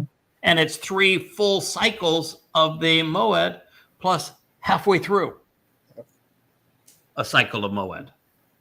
Well, we're already halfway through Towrah. Maybe we can find another halfway point, and we'll have 3 full sets of Moed plus a halfway through. But it's Moed we're counting. Okay? So this has to end on a Moed, it has to begin on a Moed, and it has to be 3.5 series. That is what we're talking about here. And the thing that gets people messed up, how you can be wrong, is you're going to be given a number, but that number doesn't apply to this. That number, it answers an entirely different question. Okay. And you can't translate this 3.5 years, even though the 1,290 days that we're going to be given is very close to 3.5 years. You can't equate the two because they're quite different, and days do not pertain to the Moed. No. This means it has to end halfway through Towrah, and it has to be 3.5 Moed prior to Towrah when it begins. So we've been given the answer. That means you can't arrive as we had the women were insistent on the first of Abib, because the first of Abib isn't a Moed. Nope. It has to be halfway through one of the Moed to be halfway through the concluding Moed. So since the story began in the Gan Eden 6,000 years ago, Yahweh has chosen to engage through individuals, whether they be Adam or Chawah, Noah or his family, Abraham and Sarah, or the greatest among us, Moshe and Dod. On this day, however, Yahweh has chosen to communicate through his favorite son and our eternal shepherd, through his words of Dode. So the returning Messiah and King is making a solemn promise based upon the formula of 6 + 1 = 7 in concert with God, and of there being 7 moed in the annual cycle. Now, it may sound odd to our ears that Dode is referring to Yahweh as Che Ha-Olam, the one who lives forever and who restores life forevermore, but he uses very similar language in his Mizmor when he refers to God as the eternal conductor and the everlasting director. And since it's been, well, now 2,500 years at this point since Yahweh last spoke to his people, and nearly 3,500 years since they last listened to him, well, this is a nice reminder that God's still around. Te'eth is the Hebrew word for time, as I said. That's not the word that Dode used. No, and I want to know which kids in the class have figured it out yet. Mm-hmm. Good for you. Okay. So you know what day he's going to arrive. Yeah. Okay. So moed, which is among one of the most important words and titles in Hebrew. Therefore, Dode's prophecy, which Makael is explaining, is quite specific. They are announcing that the events being discussed here will play out over Moedim, 3 full cycles of 7 annual meetings, and then conclude in the midst of a 4th iteration. And since this is the proper interpretation, this period of approximately 3.5 years is slated to become sometime prior to Chag Matzah in 2030 and conclude halfway through the Yom Teruah celebration of the Moed when the scattering of God's people is over. Now, this cannot be the first half of the time of trouble, since it most certainly does not conclude with the return of the remnant or the conclusion of the time of trouble. But, if that were the case and we wanted to look at the commencement date being Shabu in 2026 with a conclusion during Sukkah in 2029, that would be the math, but it doesn't take you anywhere because it doesn't fit the way that the question was framed. But in this case, since it's addressing the last 3.5 years, when we either have to exclude part of Pesach in 2030 or all of Teruah or some of Teruah in 2033, followed by Kippurim and Sukkah, we're going to have to figure out how that pertains to these 3.5 cycles of Moedim. And while I suspect that it's just a curiosity, there is an alternative interpretation based upon what follows the Moedim by adding Chatzi, which is either half or a shortened life. The message could be that the 3 restoring witnesses associated with the final 3 Moedim will have lived partial lives. Dode did so in 33 CE when fulfilling Pesach, Matzah, and Bakodim, and Yada and Elia will do so between Teruah and Kippurim. Therefore, if this rather interesting analysis of Moedim, and Chatzi is intended, then the participants they're all gathered here for this particular disclosure: Gabriel, Mikael, and Elia. Now, what we can deduce from the narrative is that pursuant to 3.5 seasons of Moedim, and in conjunction with the 3 who will have lived abbreviated lives and associated with these 3 Moedim, then accordingly, the scattered and separating, indeed the crushing and defeating hand controlling the set-apart people will be over. It will cease. Specifically, the white spiritual chariot described in Zechariah 6 will be gathering the final remnant of Yisrael from around the world at the outset of Teruah, bringing them to the Temple Mount. And at that time, Yahweh will be incinerating all who have come to crush this remnant. Then, as the sun rises on Yom Teruah, Elia will be orchestrating the sacrifice of the Adamah Parah, who will be quite conveniently killed by the Torahless one as the sun rises on this day. This is all contemporaneous and it is coterminous, if you will, with the removal of the scattered people and the obliteration of their foes, making this moment halfway through the first of the final 3 Moedim a perfect fit for the narrative. And in this scenario, we should be seeking absolute compliance with Chatzah as it pertains to the commencement of this time. We should expect the 2 witnesses to arrive on the 14th day of Abib as the sun rises on Thursday, April 14th, 2030. That would be Pesach. Yes, but not the evening of Pesach, daytime. Daytime. Which, while Passover is the day after the Pesach meal is consumed. Now, this way, guess what? Elia and Yada will have the opportunity to celebrate this Passover dinner with their father and his son in heaven. So that I wonder how good the lamb is there. I bet it's really good. So that we have come upon a very elegant solution. From this perspective, Dode, as Gabriel, is revealing that Makael, as Yada, and he is explaining that 3.5 annual cycles of the Moedim will transpire prior to this favorable resolution on behalf of God's people, setting up his return.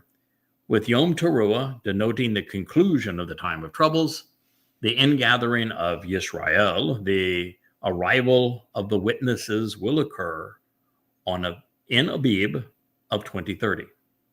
Now, with the first of Abib occurring on the 4th, Passover dinner will be observed on the 17th at sundown. With sunrise on Thursday, the 18th, still Passover, as the arrival of the witnesses. Thereafter, everything will come to fruition. So that's your timing. Passover, the Thursday, the 18th, is when we will arrive. So that was one of the things I wanted to accomplish in this review, is to get that timing right. You'd hate to. So we're taking an early morning flight, I take it? An early morning flight from Shamaim.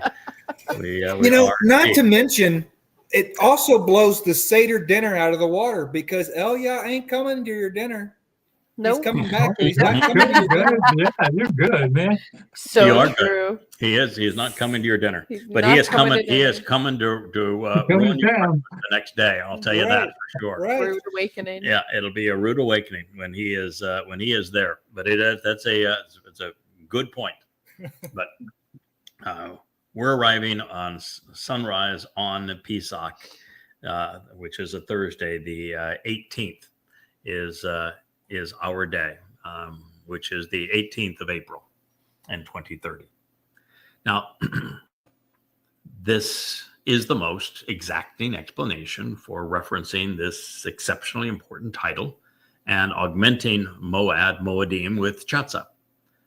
This being the case, the final 3.5 cycles of Moedim, if we will begin with Chag Matzah, which includes the 3 Dode personally fulfilled, specifically Pesach, Matzah, and Bakodim. Then once Yahweh returns his scattered flock early during Teruah, we can purge them through the sacrifice of the Adam of Parah to set up his Yom Kippurim, Day of Reconciliation's return, with this leading the family back to Eden on Sukkah when we camp out with God. By the way, when did Dode fulfill Pesach as the lamb? Was it as the sun set or the next day during the day? During the day, During the next the day. day. Yeah. During the day. So we're going to return as on Pesach as Dode fulfilled Pesach at the same time. So we get to pick up where he left off. Well, no, we're not. He's on that crucifix. We arrive on that crucifixion. kind of, On that crucifixion thing, it was one and done. Yeah, of course. No, we don't. It's not like the Catholic Church where they leave him on the. Ew, no. Yeah, they give him a new name and they leave him no. on the stick forever. I don't speak Christian. Nope, not going to happen. Yeah, he did it. We get to celebrate it. Uh-huh. And we'll be right there saying, it happened right here. He did this. You ignored him. Shame on you. Mm-hmm. And it happened, right on this day, 3 years shy of 2,000 years ago. So this ingathering will run from sunset in Jerusalem on September 23rd to sunrise the following Saturday morning. And so logic dictates Doe's return will be 10 days later on Kippurim, making October 2nd at sunset 2033 the precise moment. The statement made by the man in white linen affirms something that I surmised years ago. The time of Yaakov's troubles will be divided into 2 3.5 year periods, beginning on Shabbat, which affirms this because it means sevens. And while things will become increasingly difficult for Israel and for Jews starting in May of 2026, comprising a 7-year period of oppression for Israel, the worst will be concentrated towards the end. And that means that the fulfillment of Shabbat and this harvest will be at the commencement of the time of Yaakov's troubles on May 22nd, 2026, while the Towrah gleaning and sacrifice will transpire upon its conclusion, making it between sunset on September 23rd and sunrise on the 24th in 2033, a Friday and Saturday morning. Such is what we surmised in studying Yeshaya 17 and 18. So we should not be surprised that Dode encapsulated the moment his herald will arrive and the time the scattering and crushing of his beloved Yisrael will cease. And we're going to arrive at the same time he fulfilled Pesach. We run through this period right to the point that the crushing of his beloved Yisrael is over.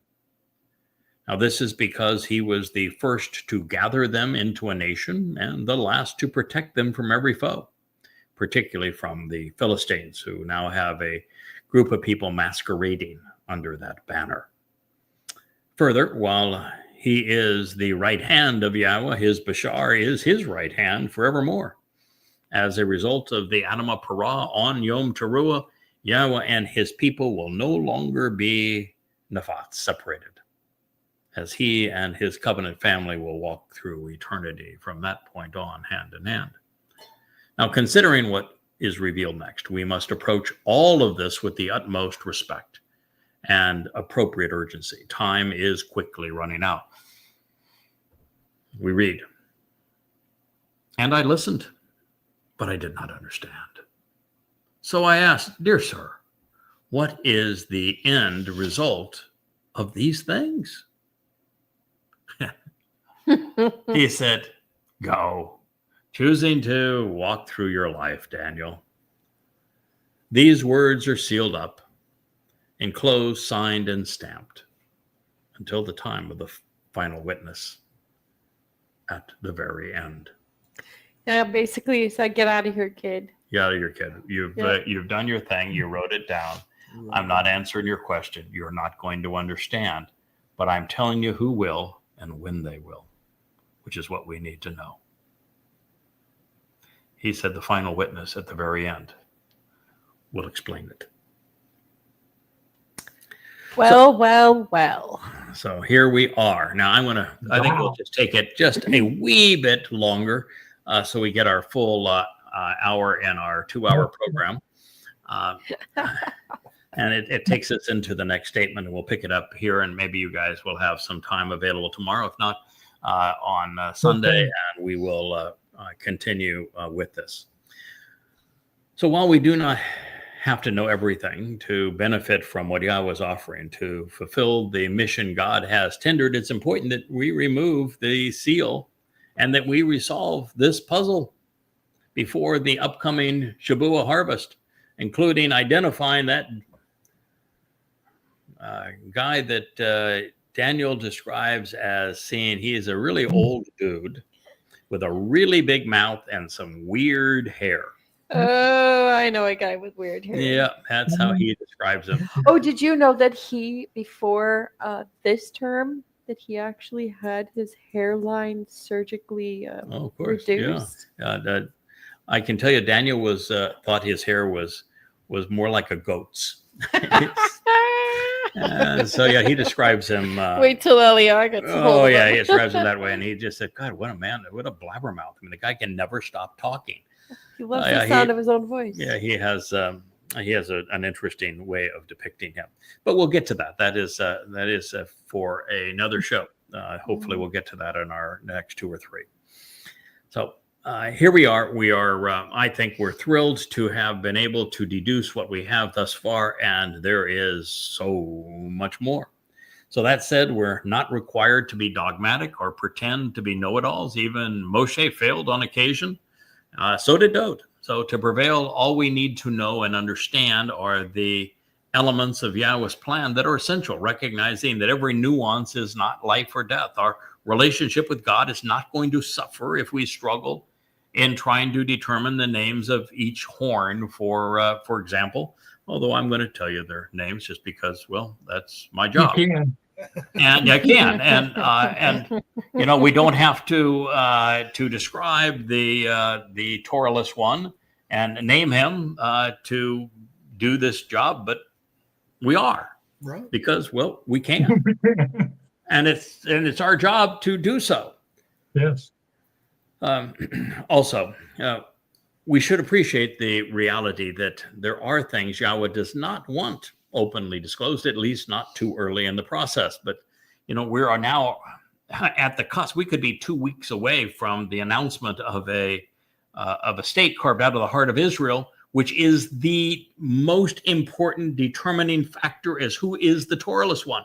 Yeah. So if we don't do these shows and get all this information out so that when it happens, they say, oh, that's exactly what God said was going to happen. Yeah. We have to do this now before it is announced. So, Kirk, you were right in saying this is what we needed to move to. And it's right why we need to continue this over these next few days. We need to get this out so that we can say, yep, told you exactly this was going to happen, and this is why we knew it. So it's important that we solve this puzzle for you.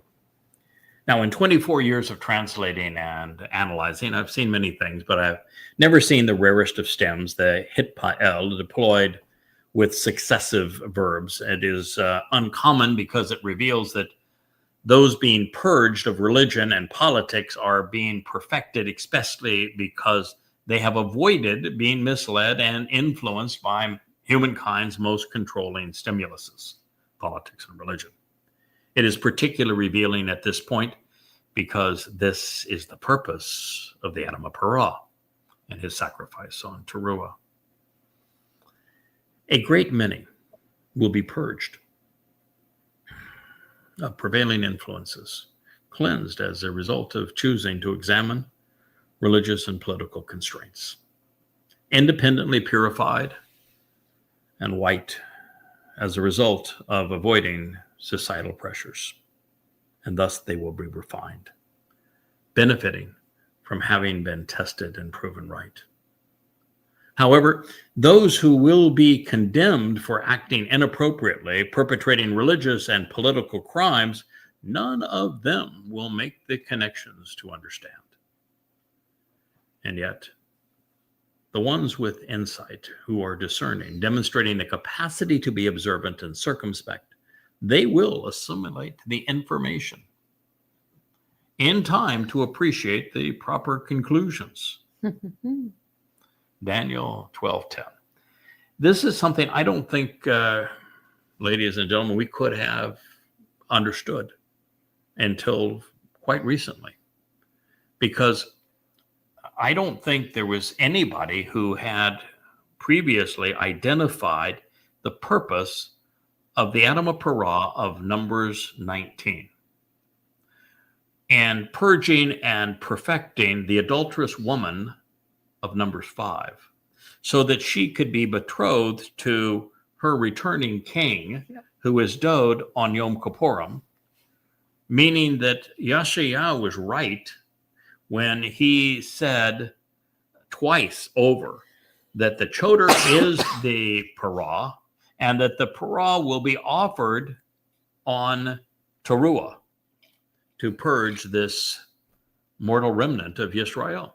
And then we're told in Zechariah that Yahweh is bringing them in at this time for this purpose, and that there will be a great many who are purged, because not only will Elia and I have attracted a large crowd who will be, gathered around the Temple Mount, because they're going to be jihadists, coming all over for them. And so they're going to be protected by us there, and they will be listening to us there. But also we're going to be gathering them from all over the world at this time. And so there's going to be a great many, and they're purged by the sacrifice of the Adam of Parah. And they're purged by the flames that Yahweh is going to ignite, by the surging waters he's going to release, and the ashes that are mixed with it, and the narrative that Eliyahu is going to deliver that will be very similar to what he says and does and did 2,888 years previously, when he went through the dress rehearsal for this very event, which is why he was chosen to do it. He's practiced at it. And so a great many will be purged of the prevailing influences and cleansed as a result of choosing to examine religious and political constraints. They will be independently purified, and they will be white. What color is that chariot that picks them up from around the world, Kirk? It's the white one. What does it say right here? White one. It's the white one, isn't it? Yeah. And they're going to be refined. There's going to be benefit from having been tested and proven right. And yet there will be the black chariot too, isn't there? And the black chariot is the one that picks up those who are condemned, who remain inappropriate. They're continue to be religious, and none of them will make the connections to understand, and so they're hauled away.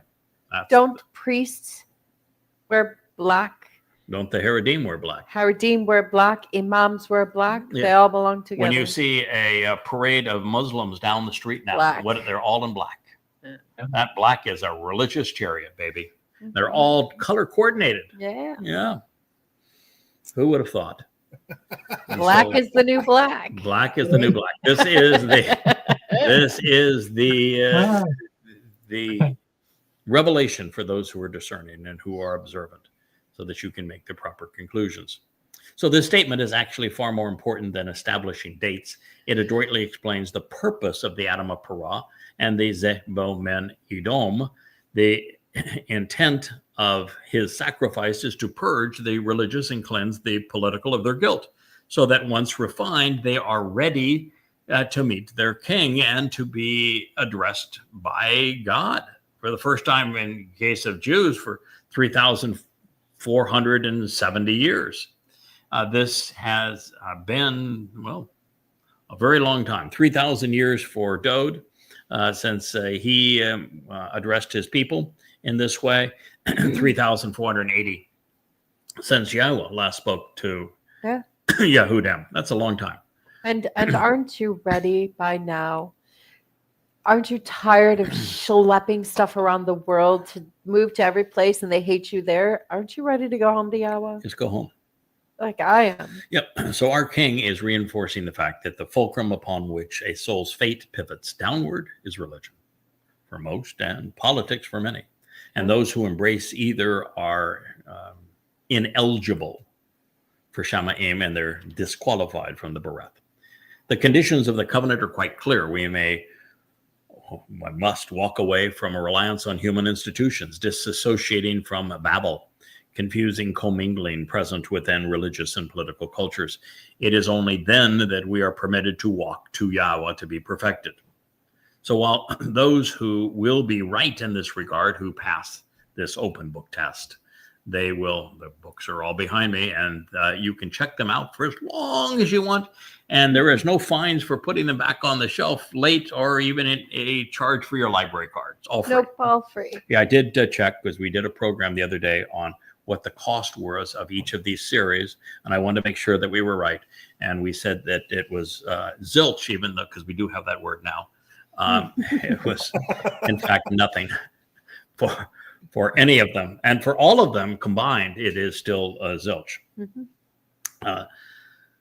So this is there are really only two opportunities now to take a ride off the planet. The last will be Yom Teruah, as the sun sets on a Friday evening, the 23rd of September, 2033. And this will be the final gleaning, and it is reserved for Yehudim and for Israelites. Some 7,000 will make this particular harvest. However, those being purged on the day of the herald, as the sun rises on the Shabbat, obscured as it will be by the moon, which is appropriate for this one moment in time during the solar eclipse, they're going to be cleansed of all prevailing societal stigmas, political platitudes, and religious rubbish. This surviving mortal remnant of the set-apart people represent the adulterous woman who is cleansed by what is perceived as the red heifer, so that she now can be betrothed to Dode as the returning king.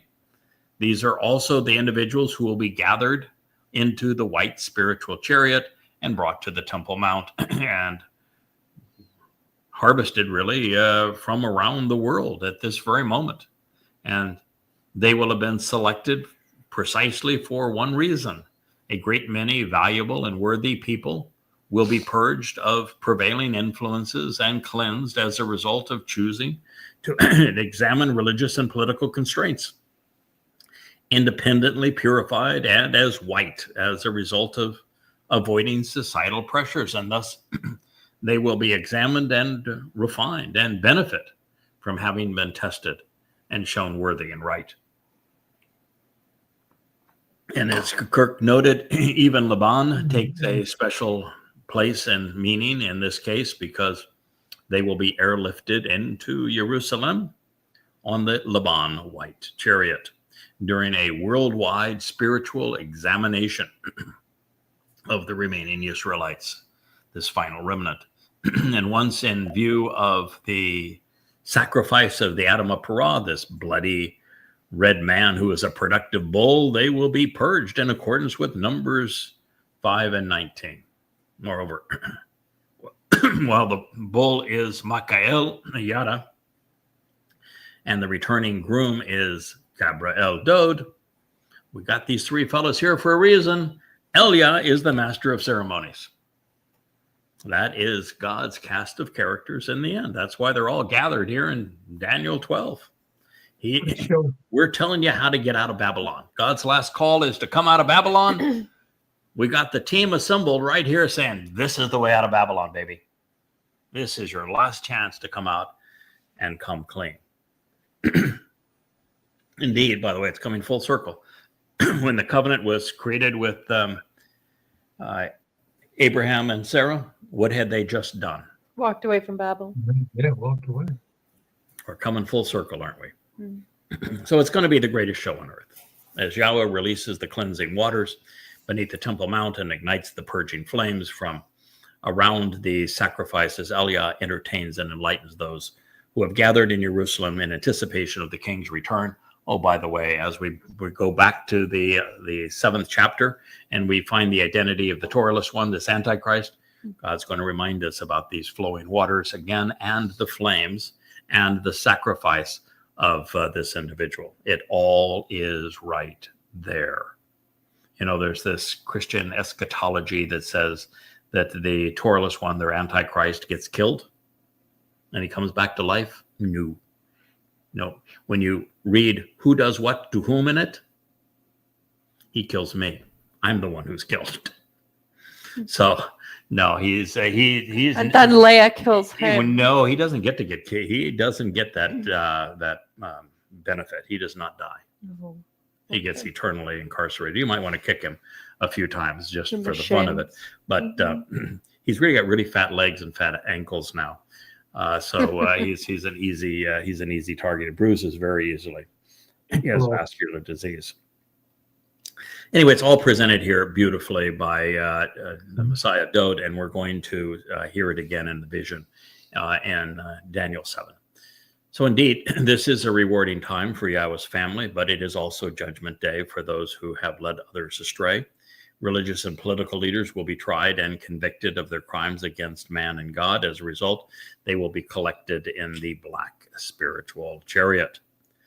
There are many things which Yahweh which we can be certain about Yahweh, and one of these is that there is no hope for the overtly religious or the overtly political. Hell no. They will remain clueless even when given access to the truth. Their faith and that which they have chosen to believe will have rendered them impervious to evidence and reason. And we will not waste our breath with them. We cannot help them, and they will not listen to God. And so since they won't listen to God, Elia and I will do no better. The time will come, and it will be essential that the surviving Jews properly assimilate the instructions contained in this concluding statement of Daniel 12:10. It is by being shakal, observant and circumspect, demonstrating the desire to diligently explore the evidence and then reason our way to understanding, that a ride within the white chariot becomes possible. That's your ticket. God is challenging his people. He's saying that if they want to listen to his witnesses, then they will make the connections to understand before it's too late. Well, so far, so good. Our appreciation of the nuances of Michael's explanations and Dode's prophecy on how Elia will engage and advance the goals on behalf of the set-apart people has been reasonably exemplary. But what would we expect? It's being explained by Elia so that Elia can explain it. It would be pretty damn embarrassing if Elia couldn't explain what Elia's explaining. Now, would it? Yeah. Or I should say, Michael is explaining what Michael is explaining about Elia. It's all being laid out for us in a very systematic way. Now, to be fair, since no one has put all these pieces together previously, the entire puzzle now and picture is being revealed for you for the first time. As we go through these programs, you're going to know exactly who is going to do what to whom. And so you are prepared. Yeah. And so when you witness the next phase of this and the creation of the Fakistinian state, you're going to say, I knew that was going to happen. And it is another validation that I can trust God's witness. Now, to be fair, considering the source of this challenge is the prophet Dode, we should be aware that he is the smartest person who ever lived. Further, he had a distinct advantage of being Yahweh's chosen one, God's beloved son, the anointed Messiah, the most prolific of the prophets. And so Dode was also the one whose 3 lives would span all of this time. Now, the final half of God's timeline from before 3,000 Yah to well after 6,000 Yah. So what may have been easy for him will not be quite as effortless for the rest of us. But fortunately, we don't have to be as smart as our shepherd to be among his sheep. Also helpful, since Michael is the one tasked with explaining all of this, and Michael is the one who is explaining all of this, he does have some advantages in trying to explain all of this. And speaking of it seems pretty straightforward, doesn't it? That's why we went back to the beginning. You got to know who the players are, why we know what we know. And well, speaking of knowledge, it is Michael's responsibility to cultivate the Shabbat Katsir. And during this harvest, the Tamed, the constant and enduring, will be withdrawn from the fray before the time of troubles. Yahweh's love for his covenant family will cause him to remove his children, and at a time, God will exert the energy and the force that is required to raise and empower thousands of souls. Now, the reason I'm explaining this to you is what follows is mistranslated everywhere. And until you know what God is actually saying here, you're going to get it wrong too. First time I went through it. I said, I don't know how you get there, but nonetheless, this is what everybody says it means. So it's written such a way. I said, all right, I'll go with the majority. But yeah, it took a little while. I mean, I had to look up every use of this word. But when I took the time to look up every use of the word, it was right there in the open. It is after the fulfillment of the promise of 7 on the 22nd of May, 2026, that in our absence, Hasatan's corporeal presence will be announced that he is God, fulfilling Yeshayah's prophecy about Halal ben Shakar in Isaiah 14. And in a moment, you're going to know that exact date too. Okay, so this goes, and this is really important to stay focused on this, because this is 2 entirely different statements. The first one is, we just talked about the purging of all these people. And right. So this is because from before this period, before any of this takes place, and out of this time, so that you're not subjected to this time, the constant and the enduring, the tamid, the continuously unceasing, those who are not interrupted, the enduring, it's from an unused root, meaning those who stretch out and continue, reach out. They're going to be removed, and they're taken away by the exertion of a tremendous force. Shabbat. That is when the upright and enduring, the consistent, the determined, that is when they will be taken out of this period, removed from this period. And God's going to remove them with tremendous force because they're all empowered. They go from material to spiritual, which requires that E equals MC squared. It is a square of the speed of light to make this transformation. Enormous power. It's like bigger than Elon's rockets. Oh, it's like a nuclear bomb for every soul.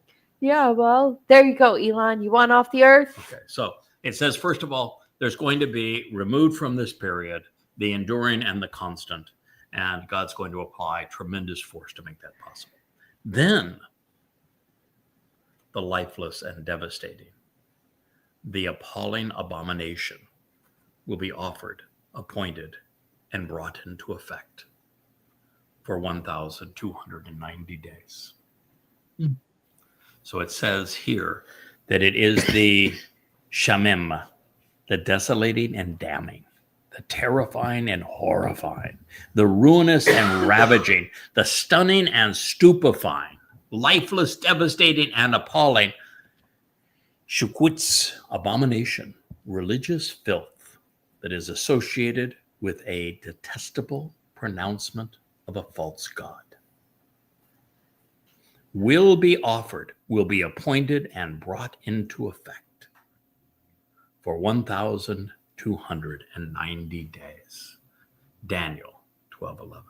Well, initially, I was stumped by the fact that we are not told what Tamid pertained.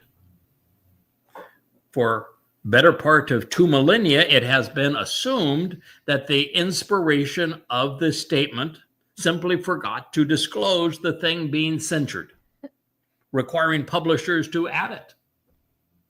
And most chose sacrificial offerings. Of course. The termination of the sacrificial offerings. Well, there's a problem with that. It doesn't say sacrificial offerings. And there are none. And there's another problem with that. There are none. There are and none. There's another problem. They aren't going to be reconstituted. No. Why? Because the rabbis have created this enormous, complex, Talmudic horseshit around not having a temple so they don't have to have any more sacrifices. They're not about to go back to them. They're not about to be reinstated. Nope. And so they can't be terminated because they aren't continuing. They haven't continued now.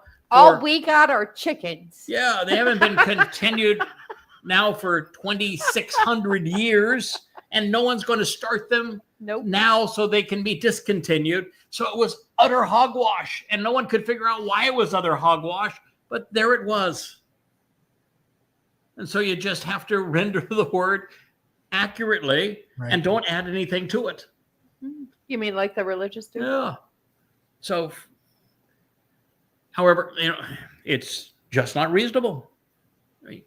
Because, as I say, there have been no sacrificial offerings conducted since the Romans tore down the Second Temple in 70 CE, and they aren't going to be reconstituted by rabbis because they have developed elaborate workarounds throughout the Talmud for these sacrifices as a result of not having a temple.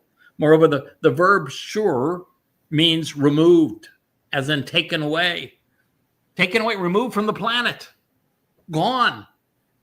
Doesn't mean cease. He's not taking the best of us and causing us to cease. No, he's removing us.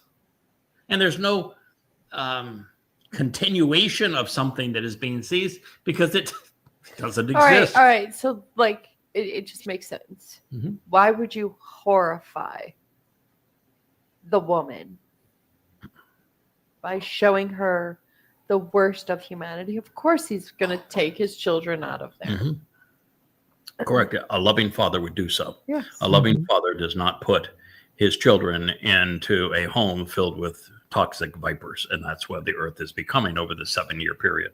He does not allow his children to go into the decadent coliseum of religious carnage, which is what we're going to endure.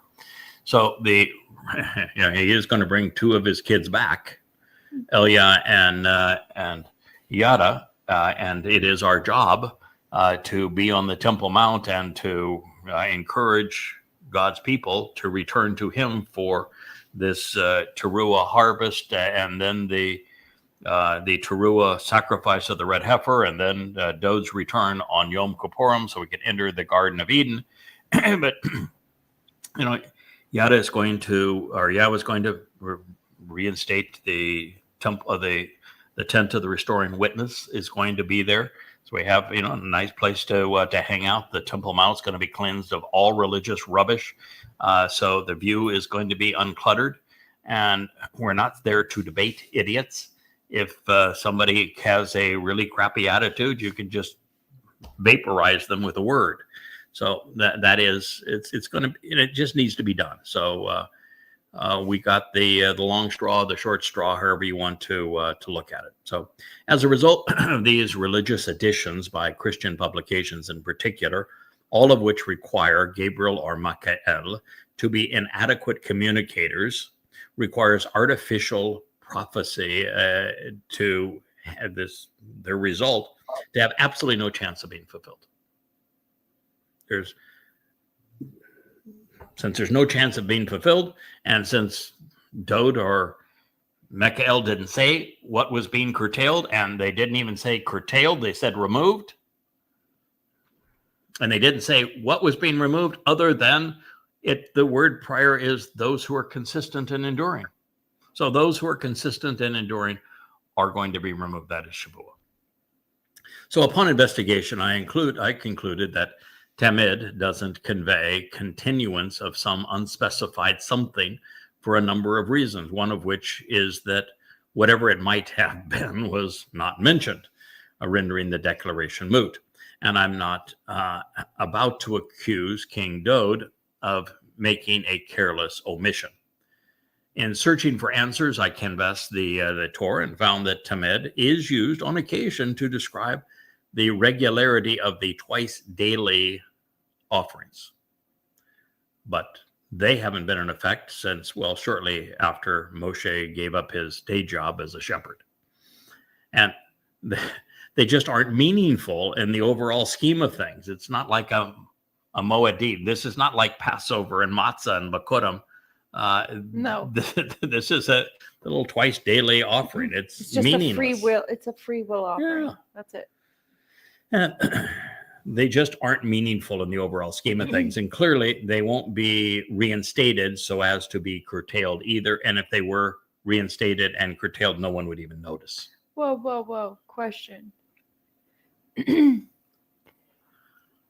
sacrifice. Yeah, it doesn't say daily. It's like yom. No, it doesn't even, it's not, don't even go there. Okay. It doesn't apply because No, it's meaningless.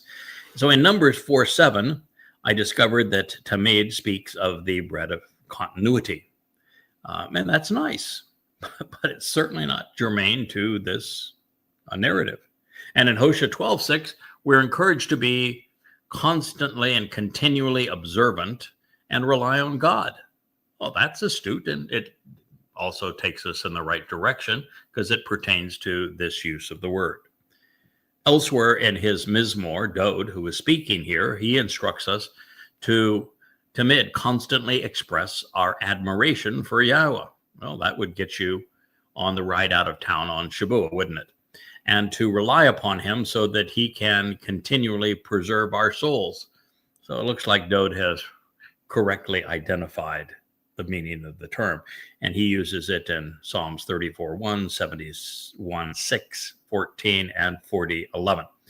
And while that is especially relevant, Dode underscores this in the 119th Psalm by encouraging us to be constantly tamid, reliant, and to tamid, constantly, continually be observant, closely examining, carefully considering the Torah, which would get one included in that harvest. That would be 119:44.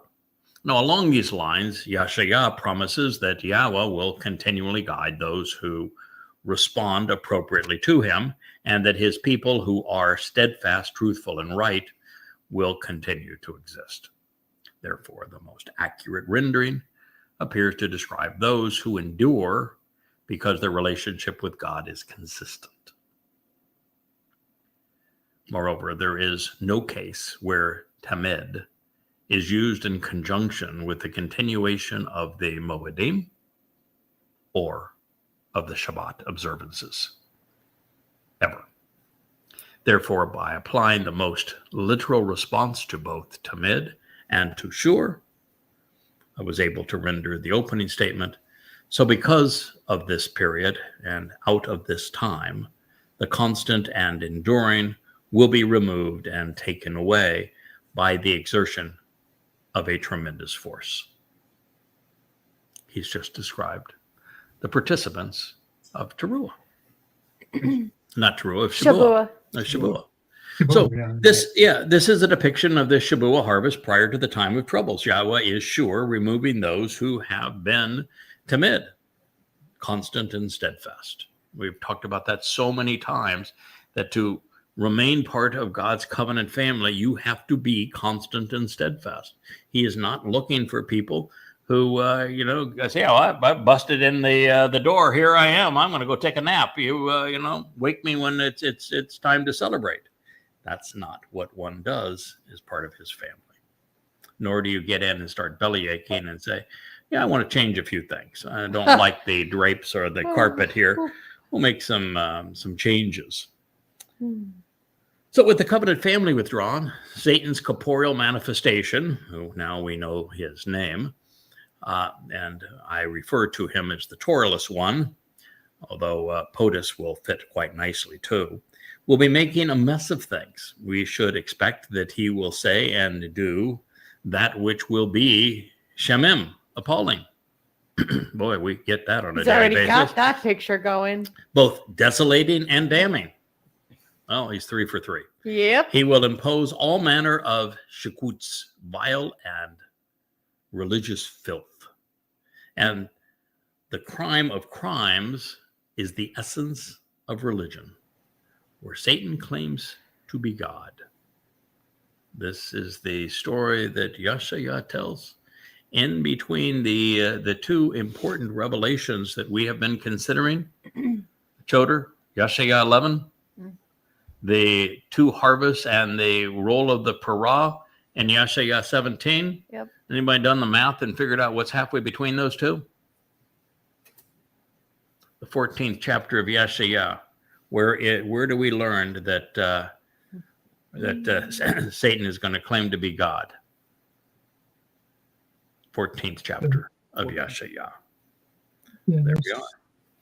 And only the devil himself would Right. find Jeffrey Epstein. Yeah.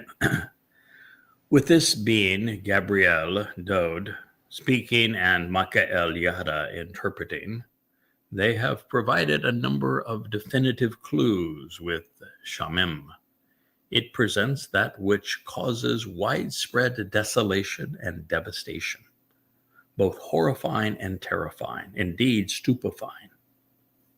Further, Shekwitz is a religious term by nature, and it is being offered at a specific time, such that the devastating religious edict endures 1,290 days, which is just over 3.5 years, thereby overlapping some of what has been previously stated.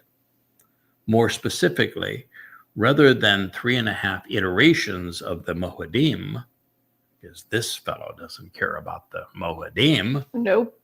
It's 1,290 days, is just shy of 2 weeks beyond 3.5 solar years. So we have two ways at looking at this period. It can commence on Shabuah, which is 5/22/26, or it can conclude on Yom Teruah, which is 9/24/33. In the unlikely event, it takes us towards the end of 2029 by starting at 7/7. The terminus date would be 12/13/29. But that doesn't get you anywhere, and it's inconsistent with what was just said, because we were told that this time would end in 1,290 days, and we've already told what the end date is, which is Teruah. So, since it would be unreasonable for Satan to declare that he is God, coterminous with the withdrawal of the covenant family, and before he's even arrived, and senseless for the edict to conclude halfway through the time of troubles, we should work backwards from Satan's undoing on Teruah. This conclusion is reinforced by what we have already determined with the two witnesses arriving 3.5 Moedim prior to the day of the herald, which puts Michael and Elia and Jerusalem during the 14th of Abib, during Pesach, Passover, in year 5997. This is Thursday, April 18th, 2030. There it is. Therefore, our end date will be Saturday morning, September 24th, 2033.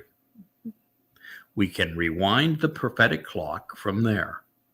When we do, we discover that this appalling religious edict will be offered by the Torahless one, who we will prove in a subsequent program is Donald Trump,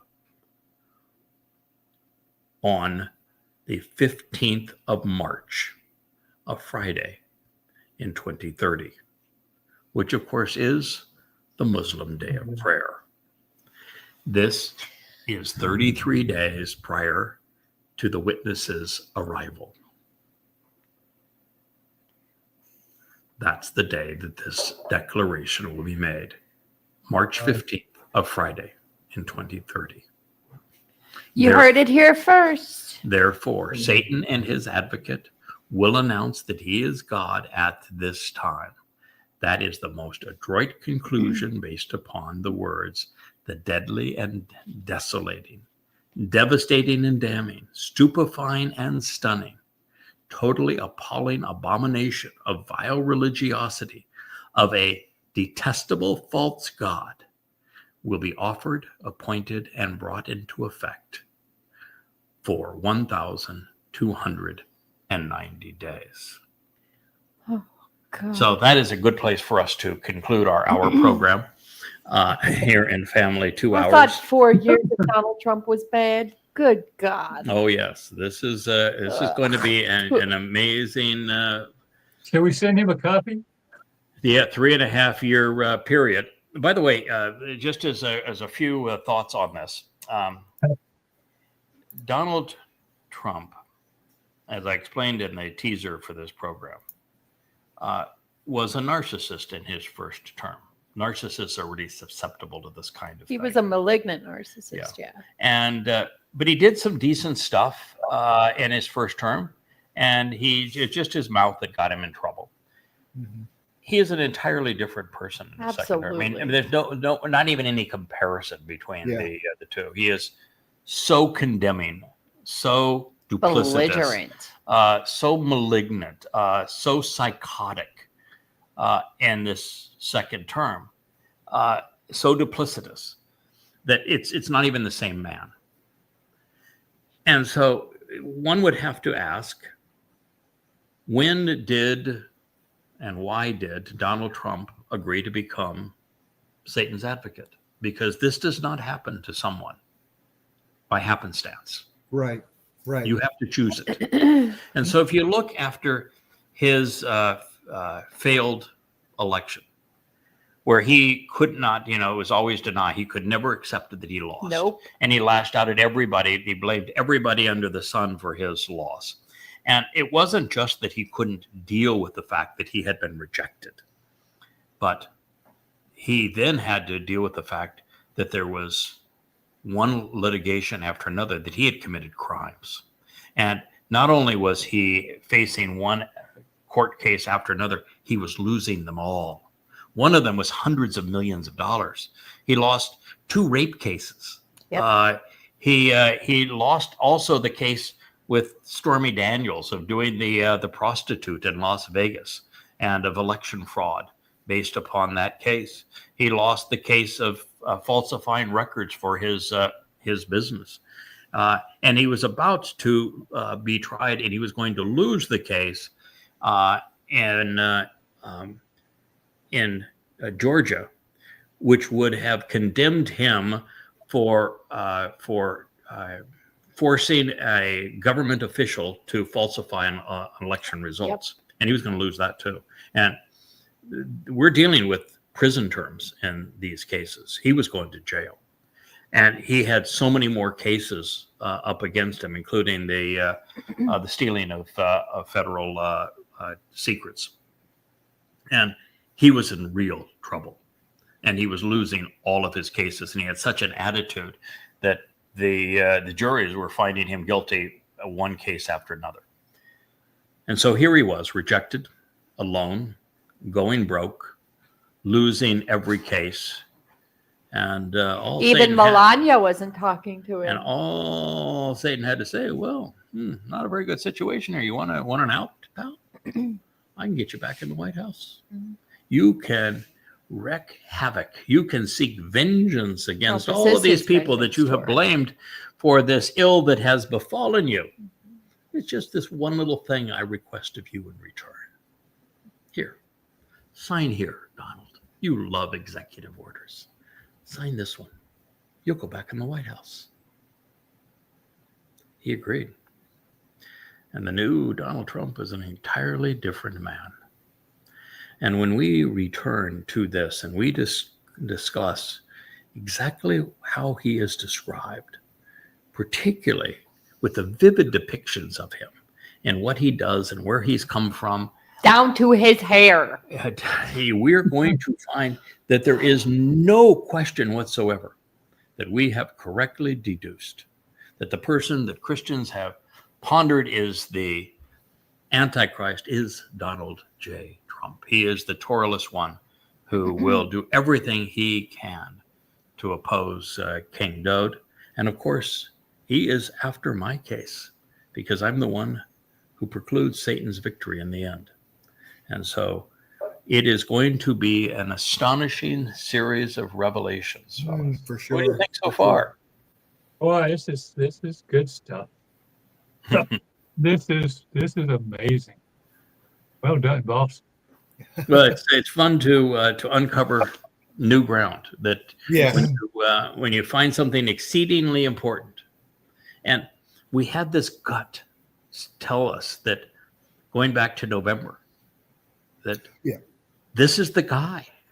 This is the guy that's going to do the betrayal. Wouldn't take it all the way to the point. Well, he is the person that Christians identify as the Antichrist, but we knew that this was the great betrayal, and we've just been begging Israel to pay attention. But the thing is, he's actually more popular by far Oh yeah, in Israel. in Israel than he is in America. Yeah. He's their new Cyrus. Yeah. No joke. Oh, by the way, one of the things that's interesting, it says that he has thousands of people who kowtow to him, who are, Psycho fans. Yeah, psycho fans, but 10 times that number who sit in judgment of him. Wow. So, Well. yeah. And, one of the things that I think it was you, Kevin, that first said, he's going to be an old guy. He'll be 87 years old by the time this is all over. That's not the picture that we have because there's so many allusions to this Torahless one, this Antichrist. Nobody has ever pictured him as an old man. And one of the things I told you is, the last one to be demon-possessed was Muhammad. Mm-hmm. He was 66 when he was diddling the 6-year-old girl. Yeah. And it was another... 22 years after that. So, he's essentially 88, same age when it's all over. Yeah. Okay. That's Muhammad. And then Paul, we don't know what age Paul was when he went to rabbinical school, because Paul didn't have a very good memory and he couldn't keep his own story correct. But he was likely 40-ish when he went to left tent making and Taurus and came down to starting making trying to be a rabbi, and he wrote from 52 to 66. And so if he was therefore 40 at that time, then he would have been in his late 60s, early 70s. Mm-hmm. So an old fellow, and particularly at that time, that was really old at that time. Right. And then you look at on God's side, Moshe. Moshe was 120 when it was all done, wasn't he? Yeah. Abraham was in that same range. So I'm going to be 77 when it's 78 when it's all done. 78 when it's all done. True. So it's the age isn't germane in that sense. Plus the fact this guy's not going to get a demon from Satan. He's got the full McGillicuddy. Yeah. And so Satan is going to animate him more and more. He's going to tap in more and more. More and more. Right. The devil himself. Right. Is going to. So he's going to be very empowered. Now, it is true that he does say that he's in a wheelchair. That eventually he ends up in a wheelchair. It talks about the wheels of his chair being really flashy. Because Donald Trump is really flashy. I don't know if you've seen what he's done. 100%. He's actually gilded some of the ornamentation in the Oval Office. He turned it into his own little whorehouse. I bet you has gold wheels. He does have flashy wheels. Is one of the things he says in his chair. So his chair has flashy wheels. And he just was diagnosed with a vascular disease. Right. It's causing his legs and arms to expand because he's not getting his veins are not able to return blood flow back to his brain. So he's really susceptible to being animated by Satan, and Satan is going to be bolder and bolder in controlling his mouth and his mind and his body. So it is going to be an interesting watch. But we have not only identified Donald Trump as the Antichrist, but you're going to hear in subsequent shows proven it absolutely and irrefutably. Thank you, Yahowah. This is great. Thank you. Yeah, it's fun to be at the forefront, and this is the kind of thing too that is important for Yahowah to convey through us, so that Yisrael and Goyim listen to what God says through us and trust what He says through us, but also to garner attention. Mm-hmm. This may be the hook we're looking for. Perceived to be. Yeah. The single most important discovery is who this guy is. The single most important discovery was actually recognizing Jesus never existed, and that Dod is the Messiah and the Son of God who was crucified in 33 CE, fulfilling Passover. But no one else even knew to be looking for that. Right. This one they're looking for, and we've come up with their answer. I got to tell you, I'm a little disappointed. You are? Yeah. Okay. He's retarded. Like, I hate him already. I was looking for somebody new to hate. How can I hate him any more than I already do? You know, it's interesting here that that our identifying Donald Trump had nothing to do with personality issues. It had nothing to do with political issues. I'm actually too conservative to be a Republican, so I don't dislike him because I'm a progressive or a Marxist or something of that nature. I'm way too conservative and too big a fan of free enterprise and personal responsibility to be a Republican. But it doesn't mean that I was a supporter of cackles. As you know, being part of the covenant, we are apolitical.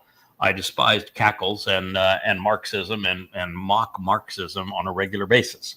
Right. So we're not doing this from a political perspective. We're certainly not doing it from a religious perspective because we're anti-religious. We're doing this because this is where the words lead. Right.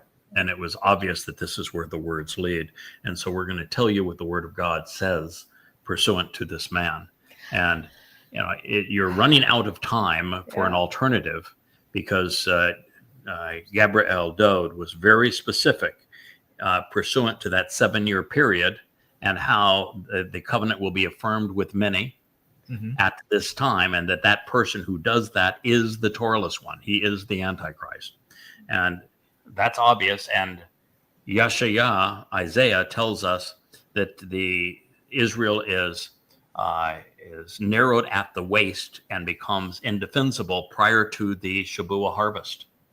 And that's just 10 months away. Yeah. That's the same event describing the same thing, and it's 10 months away. You have to have somebody who is profoundly important in the world who is orchestrating this. And what we find is that Donald Trump has already announced it in the White House. And he already has the confab to declare it coming to New York in less than 2 weeks' time.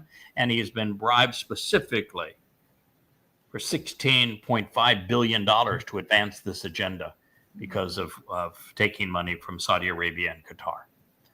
This is where we are. And so he has confessed to his own crime. Absolutely. We're just announcing it. Yeah. All right. Nahum, ahead of it occurring. The keeper of cables. We managed to get through the program without any cable glitch. Thank you. No problem. And it was that introductory program we did was actually to be a test to make certain that everything we had taken apart and put back together would work properly, and it certainly did. Thank you, Leah, for being here as always. And Kevin, Sir Shorts, and Captain Kirk, appreciate you. Let me know by text or email when you're available tomorrow, or do it via Rich here, and we will continue with this program because we do need to get through this material as quickly as possible. As quickly as possible. Now, also keep in mind that we're about a third of the way through, maybe a quarter of the way through the material that I have so far translated and commented on, and I'm going to be progressing through the rest of it to get us through the 9th chapter. And we're halfway through the 7th. So I've got some work to do to get us a little further along because there's lots and lots of confirmations of this along the way. And normally I wouldn't announce something until we have done all of the confirmations, but it was just so clear and so undeniable up to this point. And you can't keep anything juicy to yourself. I can't. I'm not gonna keep, but see, that's why I was chosen for this job, is I don't keep secrets. You're very you know, the man cannot. If I could keep a secret, then I wouldn't be the right guy for this job. Nope. Right. So there we are. You have to be transparent if you're going to do this job. Yep. So thank you, gentlemen. Happy Shabbat, to one and all, and we will talk again tomorrow. Good night. Thank you, Rick. You too, Leah. Good night, everybody. Shabbat shalom. Shabbat shalom.